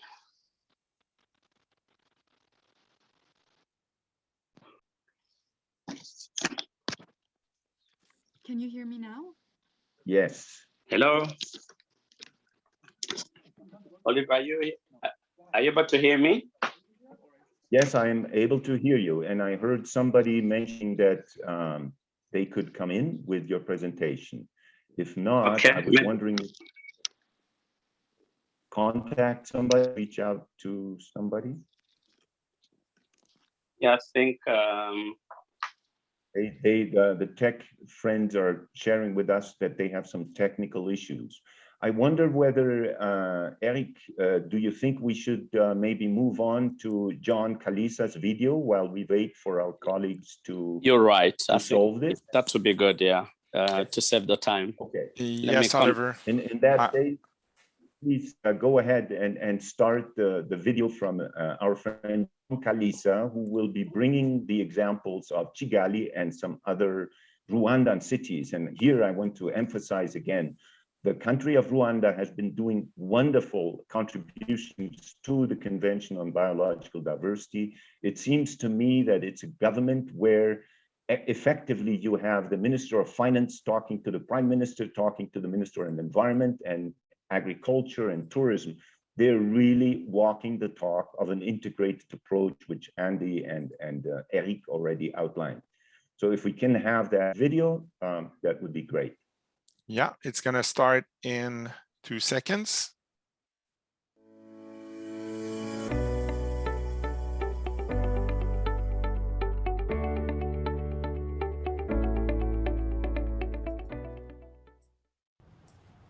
Rwanda urban governance, a case of capital city of Kigali and secondary cities. Increasing physical and soft infrastructure, both in quality and quantity, is a prerequisite for enhancing economic growth and sustainable urban development. Rwanda has a well-developed urban development strategy with clearly aligned policies and defined urban sector actors at national and provincial level. The country planned to double its current urbanization rate within the next 5 years through the National Strategy for Transformation. The new country vision 2050 include even more ambitious target of 52.7 urbanization rate by 2035 and 70% by 2050. The capital city of Rwanda, Kigali, continues to be a growth, being attractive city in addition to the 6 other specialized and branded secondary cities and satellites under planning now. Of course, given the COVID pandemic is having, of course, an impact on Rwanda economy in general, despite the sizable policy response in urban areas. Of course, we would quote those as one of the challenge by contract. I would say 2% compared to the 80% increase expected pre-pandemic. Of course, the country urban climate action and green growth is a multi-level and multi-actor and cross-sector and governance challenge. Here we could discuss from the capital city, the country investment in secondary cities. Of course, it's good to know the 6 secondary cities, including Muhanga, Rubavu, Rusizi, Nyagatare, Huye, and Musanze, are the top 6 capital of the district governments, which is actually the highest form of local government in the country, or are located within the district that are largely rural with urban population that are range between 30 and 100,000 inhabitants. It's good to know why Rwanda selected the 6 secondary cities. The criteria, they selected on the basis of the strategic location for each city, economic potential, and current growth trends. Several cities are border towns where trade with neighboring countries is expected to spur the economic growth. Here we could quote the Rubavu and the Rusizi. They are bordering with Democratic Republic of Congo, which is actually creating more cross-border market activities. The town, of course, define the geographical endowment and the comparative advantage. Some have high tourist potentials, others are more located in fertile agriculture land, like in eastern part of Rwanda, where we do have Nyagatare city as one of the best in the eastern part of the country. Of course, the requirements are significant in investment in basic infrastructure services to enhance quality of life for the population and support the economic growth. So compared with the capital city, Kigali, and secondary cities, the cities governance also, they are aligned with the national through our country homegrown initiative. Of course, Rwanda uniqueness, part of the homegrown initiative, we do have a country as Imihigo, which is like a performance contract. Each city would have its own plans, its own development strategy, and its own program, what you call district development plans and district development strategy. Of course, with uniqueness of Rwanda, they do also use the approach of community work known in the country as Muganda. So they use as one of the strategy they use as part of a governance model. I would open discussion once some question on the clarification. I will continue to share with the Rwanda urban governance from the capital city and secondary city. Thank you for your attention.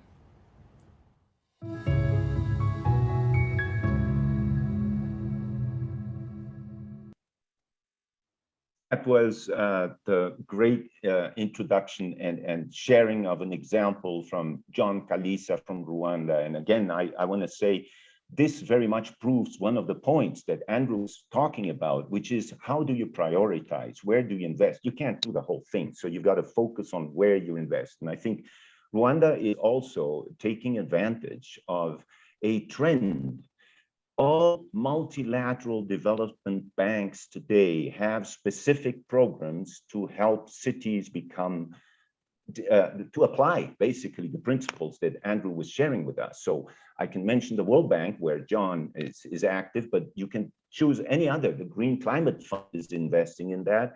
The Global Environmental Facility is investing in that. International Climate Initiative is investing in that. So the fact today is that there's more money available for cities to apply and provinces to apply those principles that John and Andrew were talking about than takers. So Rwanda is definitely taking advantage of that. And I'm always very excited to news when John shares with us new perspectives and new interest from donors and investors in looking at that example. So I think applying what we're seeing clearly is applying the principles of what Andrew has not only proposed, but developed in Canada and elsewhere is a sure way to exactly counter the effects of that lack of coordination in the various levels. So I think we can now, Jean-Marie, I understand we are now ready to share with you or to hear from you the cases of Shanghai, Yangtze Delta. So thanks to John, I imagine he is now, I can see him here, so he will be able to reply to any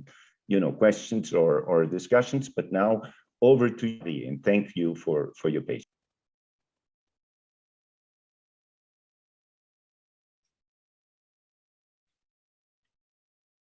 Please unmute. Thank you so much. Apologize. So I think the technical issues are already there, but it's good. So my presentation will be on facing the new drivers for green transformations, economy in. I'm going to talk about the city of Shanghai and the Yangtze Delta. So this is where I'm going to be focused, telling you how things. So next slide, please. Okay, I'll be trying first to let you where it's located first. This is the geographical location of Shanghai. If you could look at a map of China, the Shanghai map of China look like a chicken. It looks like a chicken, and you see at the breast of the chicken, that's where the East China it is. And Shanghai is right there, and then all the cities bordering that East China Sea, that's where the economic hub and development of the China.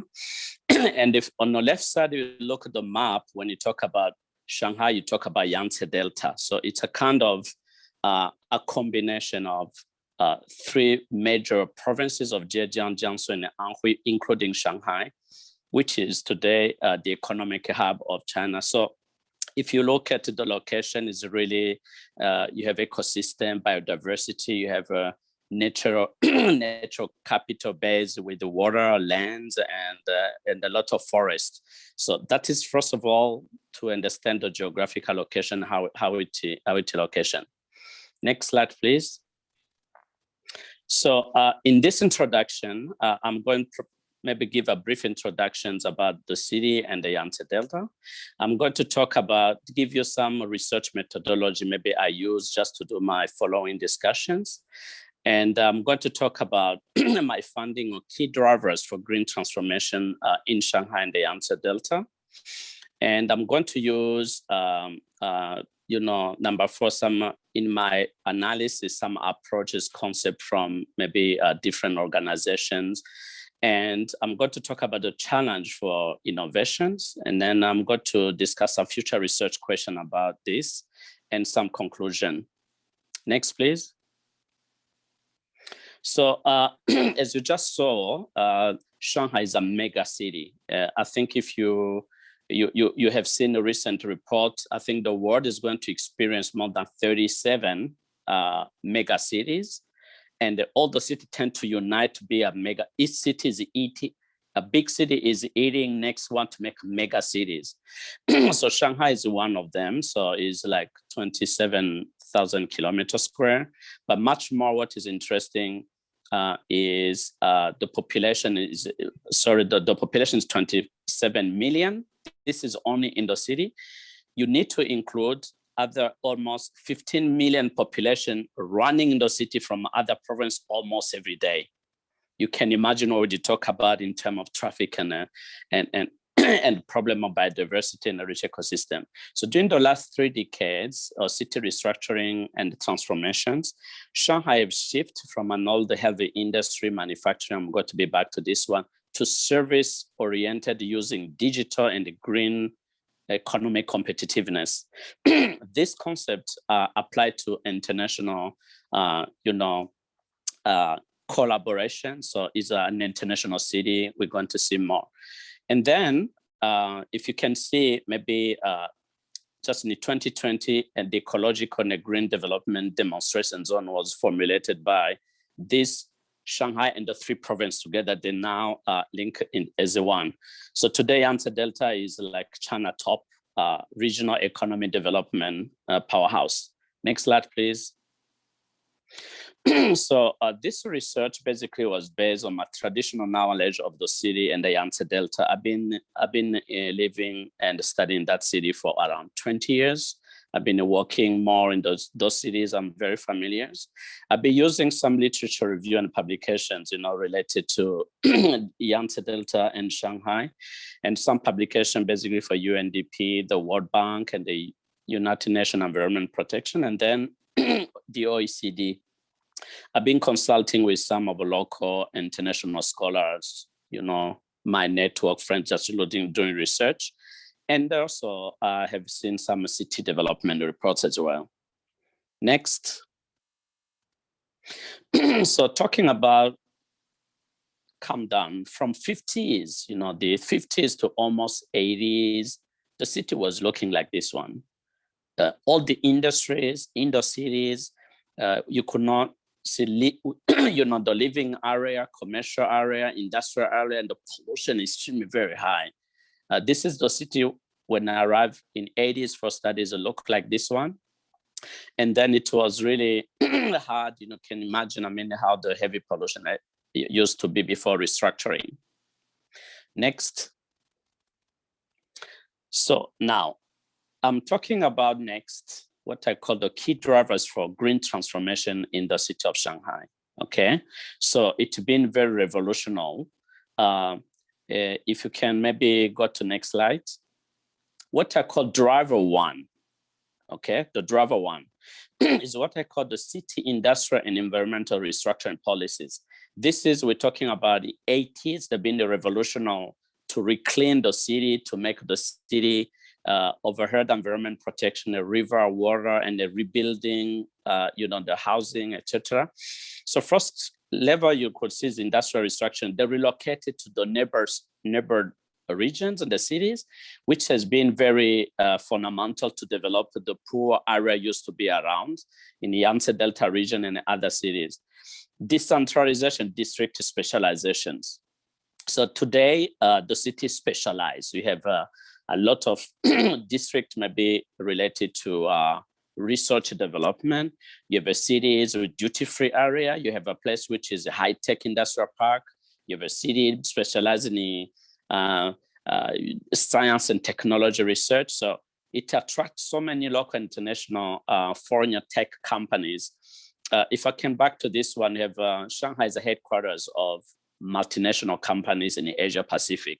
They have headquarters there, so they invest in those areas. They attracted those in research and development. So the nature-based capital innovation protection. So from 80s, they have understood we need to go to protect. That's where this concept of these policies start. The building science and technology research with the international collaborations. The nature-based infrastructure building, we're going to see later, and then the natural resources conservations, because that was a lot of destruction and environmental, the technology and the waste management and recycling. Those I can see, well, of course, there's so many policies being launched in the government, but I think those were key. Next slide, please. So what I call driver 2 is what I would like to call infrastructure restructuring. You have seen how dirty it used to be the city. You need to clean the water, rebuild buildings, and that's what I call probably spaghetti infrastructure. What I call spaghetti infrastructure, can see they're coming from nowhere, they finish from nowhere, because you can imagine 30 million population, with heavy traffic and a lot of things, have destroyed completely the environment in the building. Now they are working, investing in rebuilding again, just to clean out, just to be on a nature-based solution that to improve the quality of life. Next. So what I call driver 3 is actually what I call green finance system. To implement all these heavy programs, you cannot do this without really financial support. Shanghai today, is like financial hub, Asia Pacific. All the multinational financial institution investment are based there. So they're all investing in the national and the city program and the regional program on green, and especially on digital technology development. Those who've been in that city, you can see really today and in the past is it totally the last 20 years, big transformation. Financing is there, it's really very good. So there's no issue of financing now. A lot of companies are based there. Next. So what I call driver 4 is digital and connectivity. What do you call the smart cities? So this is the part of city management, the governance, the efficiency, the energy efficiency of buildings. There are a lot of international company bringing know-how and technology and I think today the connectivity is very high with the high-speed train, and then all these really, so it's really economy maybe today is basically based on a digital and probably growing more on a green as well. So this is really a very powerful tool they do with the electric vehicles, or this together. Next. So on research, development, and tech. So today, I think the city cannot accept any polluted industries, much more on a green tech, which is really a part of just supporting this effort of really recleaning and really developing the city environment and nature-based solution and the green economy. This is what I call drive 5. Actually, you need to develop those research and the green tech. Next. So they call drive 6. That type of city like Shanghai is interconnected to the regional hub. So it means that the last few years with really that high-speed train, this high-speed train revolutions, it started actually from Shanghai, and it was before you used to have a German technology like did from the city to the airport of Shanghai as the first stage. Now that technology been growing to now to the regional, to all over the country. So that connectivity, okay, so have really even enhanced the relationship between, that's what I call local regionalization. So from local regionalization to create a really economic hub with that connectivity and integration. So today, if you arrive in that region, you never know if really you are in one city, because people are moving freely, because traffic, everything is really well organized. If you can compare with the past, of course, this infrastructure be done for the cost of environment, but now they're rebuilding. I think there are so many really revolutionary ideas and solutions. Next. Now, for my result analysis, I was trying to use certain approach and concept, to analyze this development here. Next, please. So the first approach I will think is like when you analyze the green economy development. The green economy development, the different steps and process. So you can see like you need to setting priority and targets. When I talk about driver 1, which is like type of policy reform, this is a kind of target you need to do just to make your directions. They do like 5 years plan, the plan, and then the rebuilding, evaluating, innovating, rebuilding again. You need to analyze investment needs. So those investment needs are very focused. We can see like really, they have been followed this step really to make this possible. On step 3, you need to identify what the, enabling policy.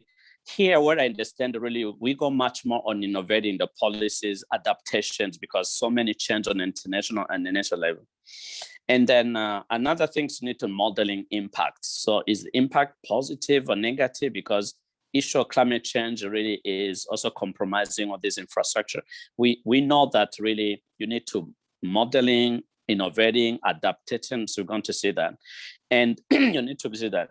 That's why this planning process and coordinating really is multidimensional, and it need a capacity for a local government really to be able to do this. Next. So I've been using another framework of urban green growth, okay, which is a catch-up from UNEP. So it's basically talking about the national government, okay? So you know a national government policy and program versus a local government. So you know there are a lot of pro-growth policies. If you don't focus on the pro-growth and on the human capital, you need to invest. So we have a lot of education in the city, and the hub, it's so one of the top universities and skills in the city. You need to have good infrastructure. You need to have innovation mind and creativity. So on the policy, so this regulatory is really powerful. So the infrastructure we have seen, you have a public spending as well, which is supporting this. We have seen like financial tools available, and then we have informations and governing. This could bring what you call the green challenge and opportunities. So it helped to make the mobility move well, the pollution improvement. You need to make, the way the building are built have to be really on a different type of really like this. And they have a natural resources management. We have energy efficiency. What is the result on this? Is the outcome to create jobs, the jobs creations. It's real amount of jobs created in that area by investing in this. And the green consumptions as well, because of recycling, and then this is very important. We have also what we call urban attractiveness. If that city is built for live, it's built for well-being.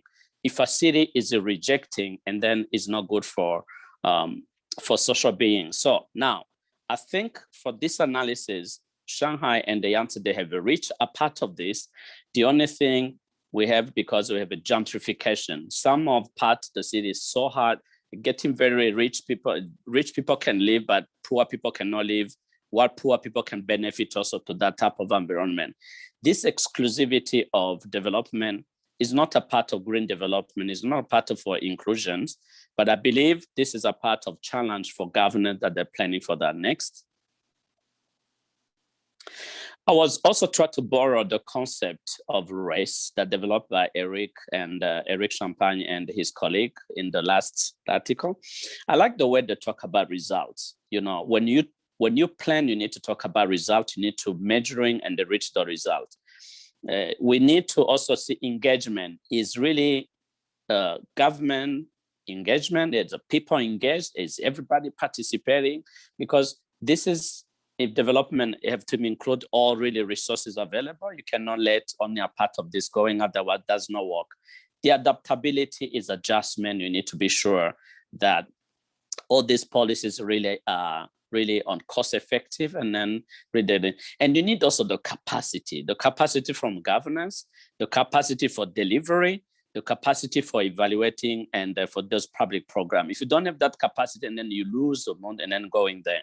So that's how I like this approach developed by them. So I was using to analyze this Shanghai, and I think really that capacity was there.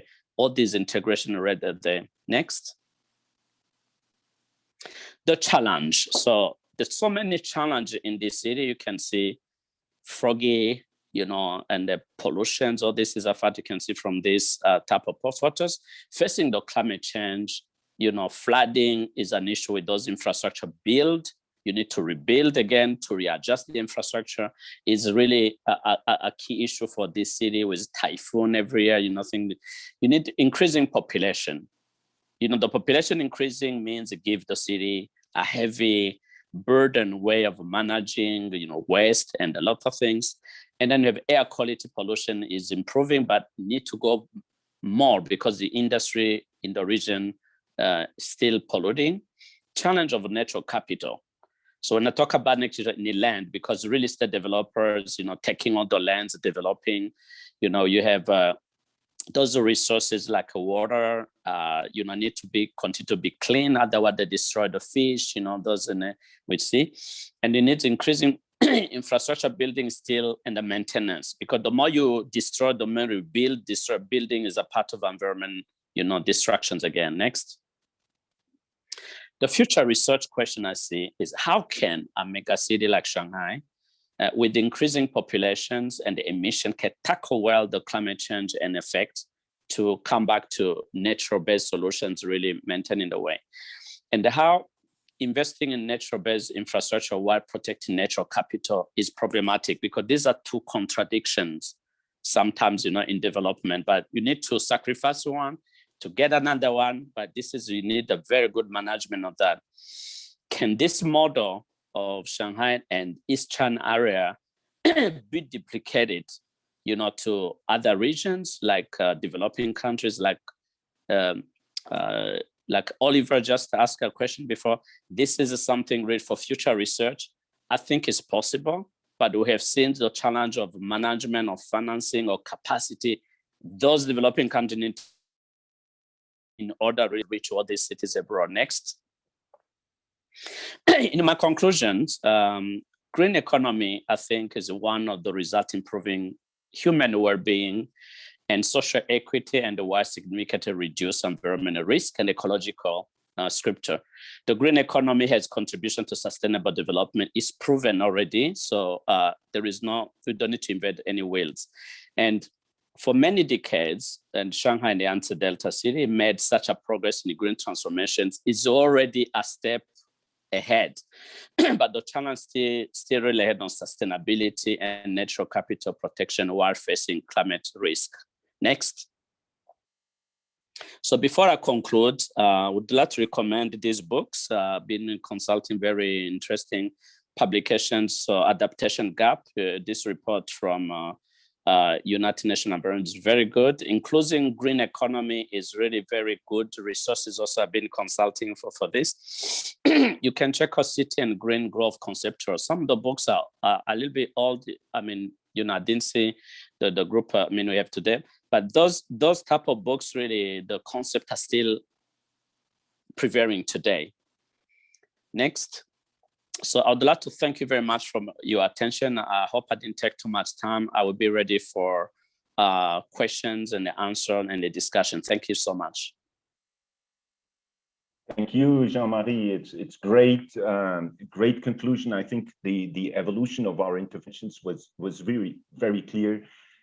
Maybe what we have learned here is how convenient and how useful this comparison is between what's happening in Canada as an OECD country, which has advanced technologies, which Andrew shared with us.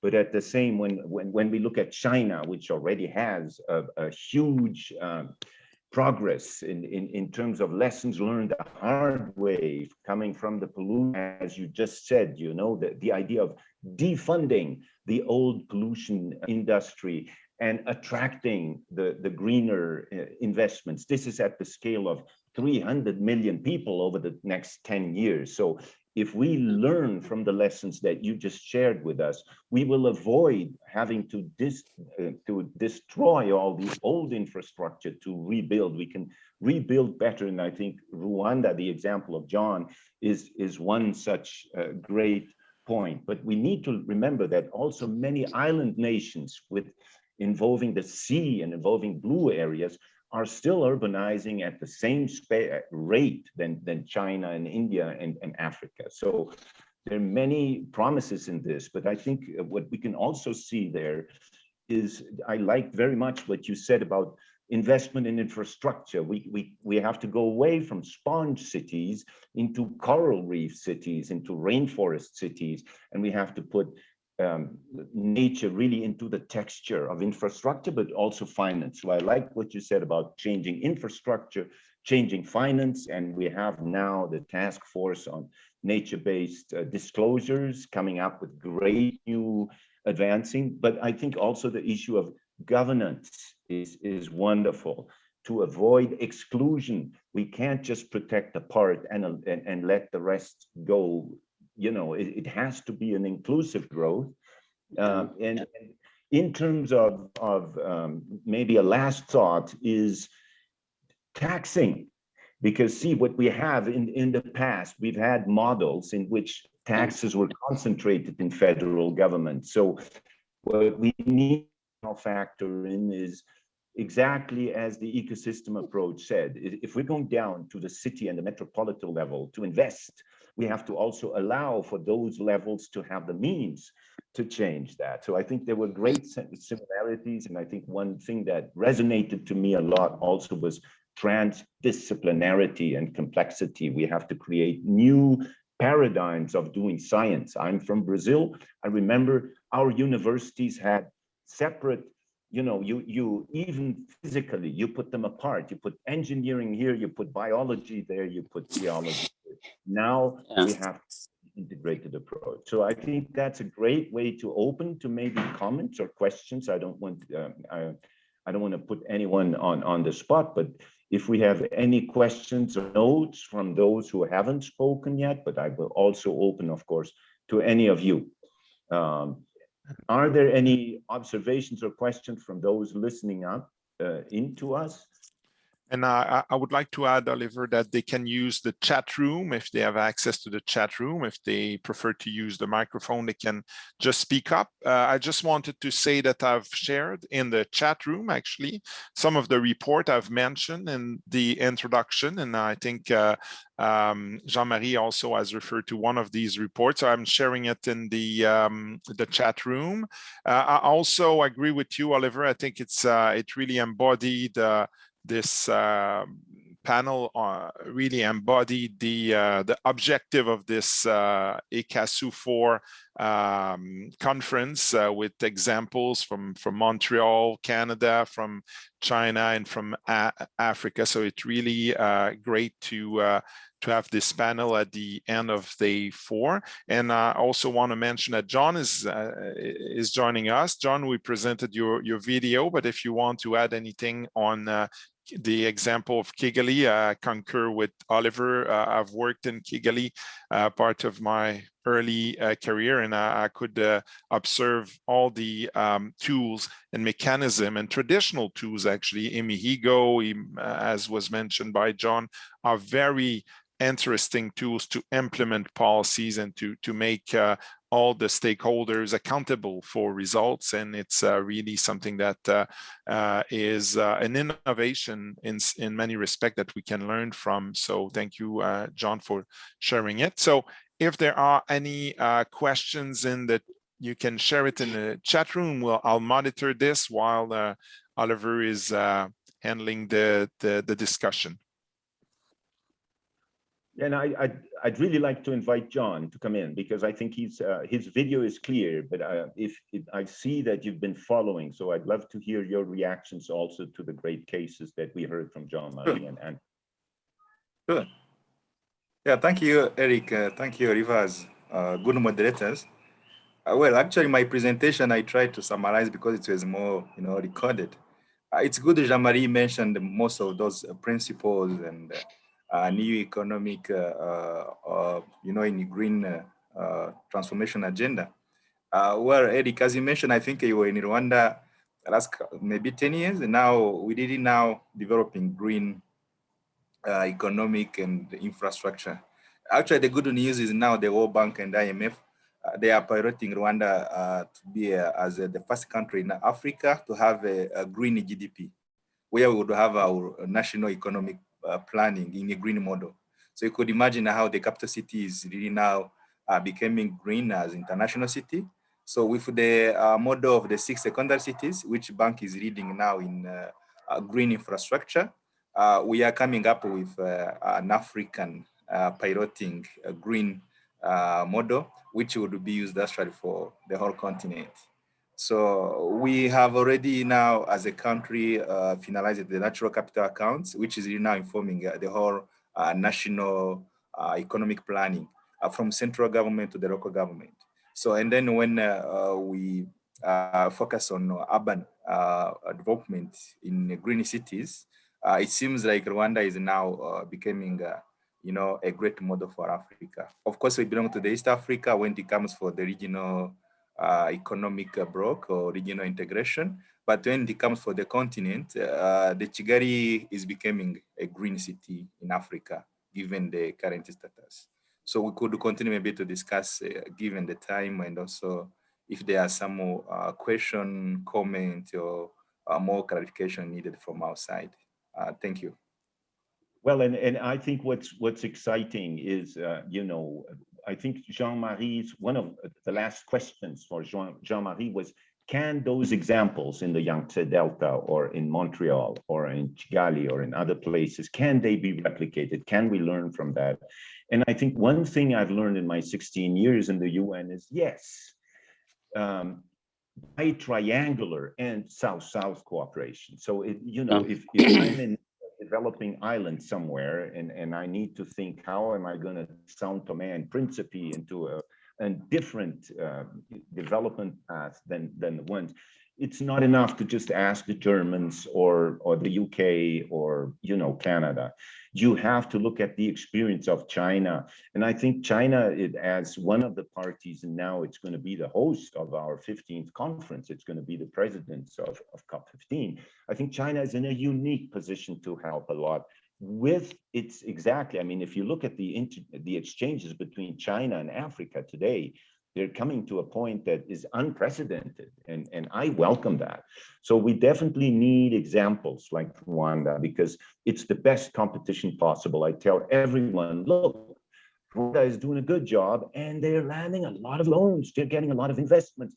They're receiving green investments, and they're defunding the old economy. And I think as many examples like that we can do, the better. So I always try to, in the convention, it's always a question of taking the leaders, identifying the championing and the winning approaches, and then showing them to the others, because no North-South or South-South cooperation happens by itself.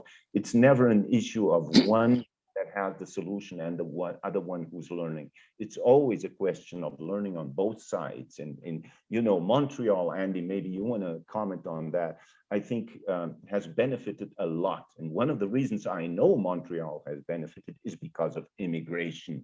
It's people coming from outside, from developing countries, and sharing the experiences. In Villes, where we hear Haitians talking to Arab people, that's what brings real progress. Any comment there from you? Well, I would only say, speaking to the Ruelle Verte example, that has been a highly powerful mechanism for building community.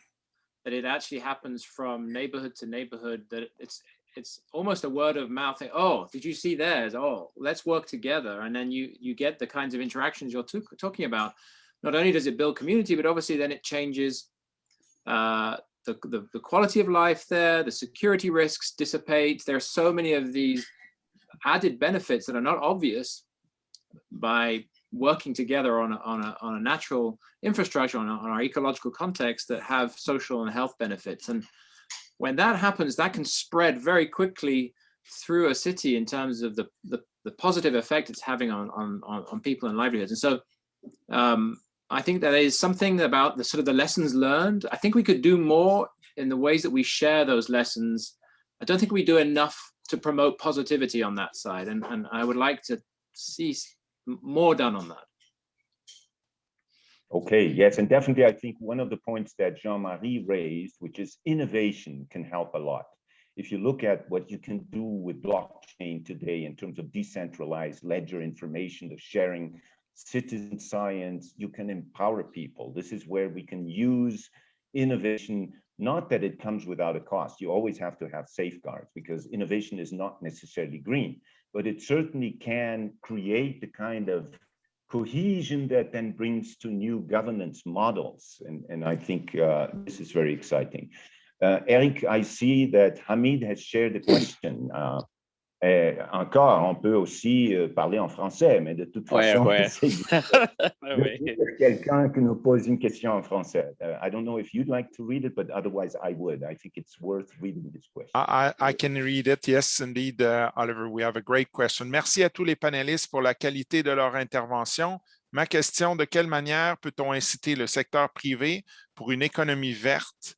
Autrement dit, bien que l'engagement de l'État soit nécessaire, celui-ci est voué à l'insuffisance si le secteur privé n'adhère pas à l'engagement éco-responsable. N'est-ce pas un grand défi, effectivement, qui est soulevé ici? Alors, on invite les panélistes, si vous voulez réagir à cela dans vos projets respectifs. J'imagine que le secteur non gouvernemental est aussi sollicité. Voulez-vous réagir à ça? Et puis, merci pour votre question, Hamid.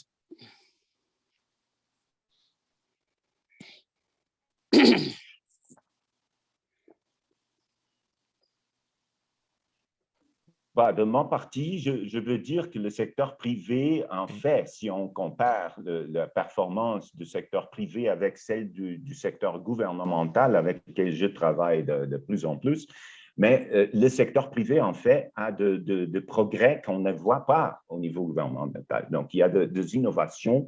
Et je pense qu'un des rôles du secteur gouvernemental, c'est justement de voir entre les acteurs et les joueurs, les investisseurs du secteur privé sont plus avancés dans toutes les propositions et les technologies de gouvernance qu'on vient d'écouter.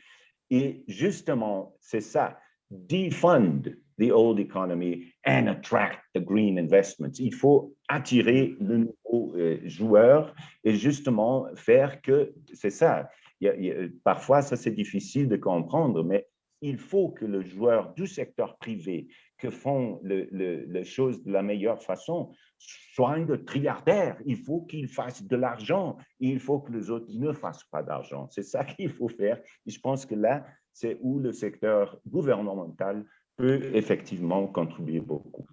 Je ne sais pas s'il y a des autres. Je vois Jean-Marie qui est sur mute et je voudrais juste souligner aussi qu'on va être déconnecté dans 1 ou 2 minutes. Alors, peut-être juste faire les remarques de conclusion. Jean-Marie? Oui, merci beaucoup. Peut-être, on va dire en français ou en anglais? Tu peux rester en français, ça va. Je pense que les gens ont posé la question en français. OK. Je pense que la question de Hamid est pertinente parce que globalement, une économie doit être développée si plus de 60% de son économie, même 70% emploie les autres. Donc, dans le cas de Shanghai et Yangtze, donc, c'est-à-dire qu'on a déjà des preuves que le secteur privé joue un rôle très important, mais il doit être accompagné par les mécanismes de financement, les mécanismes politiques d'encouragement pour le développement aussi. Et c'est évident que vous avez les multinationales qui sont attirées. Et tout à l'heure, Oliver avait parlé de Kigali. Si Kigali continue à être comme ça, par exemple, donc vous aurez beaucoup des entreprises internationales qui vont se délocaliser à Kigali avant d'aller dans les autres places en Afrique parce que c'est là où ils trouvent, disons, les moyens d'expansion. Parce que les grandes entreprises cherchent une place de positionnement et puis d'expansion. Donc, je pense que c'est très important, désolé, le rôle du secteur privé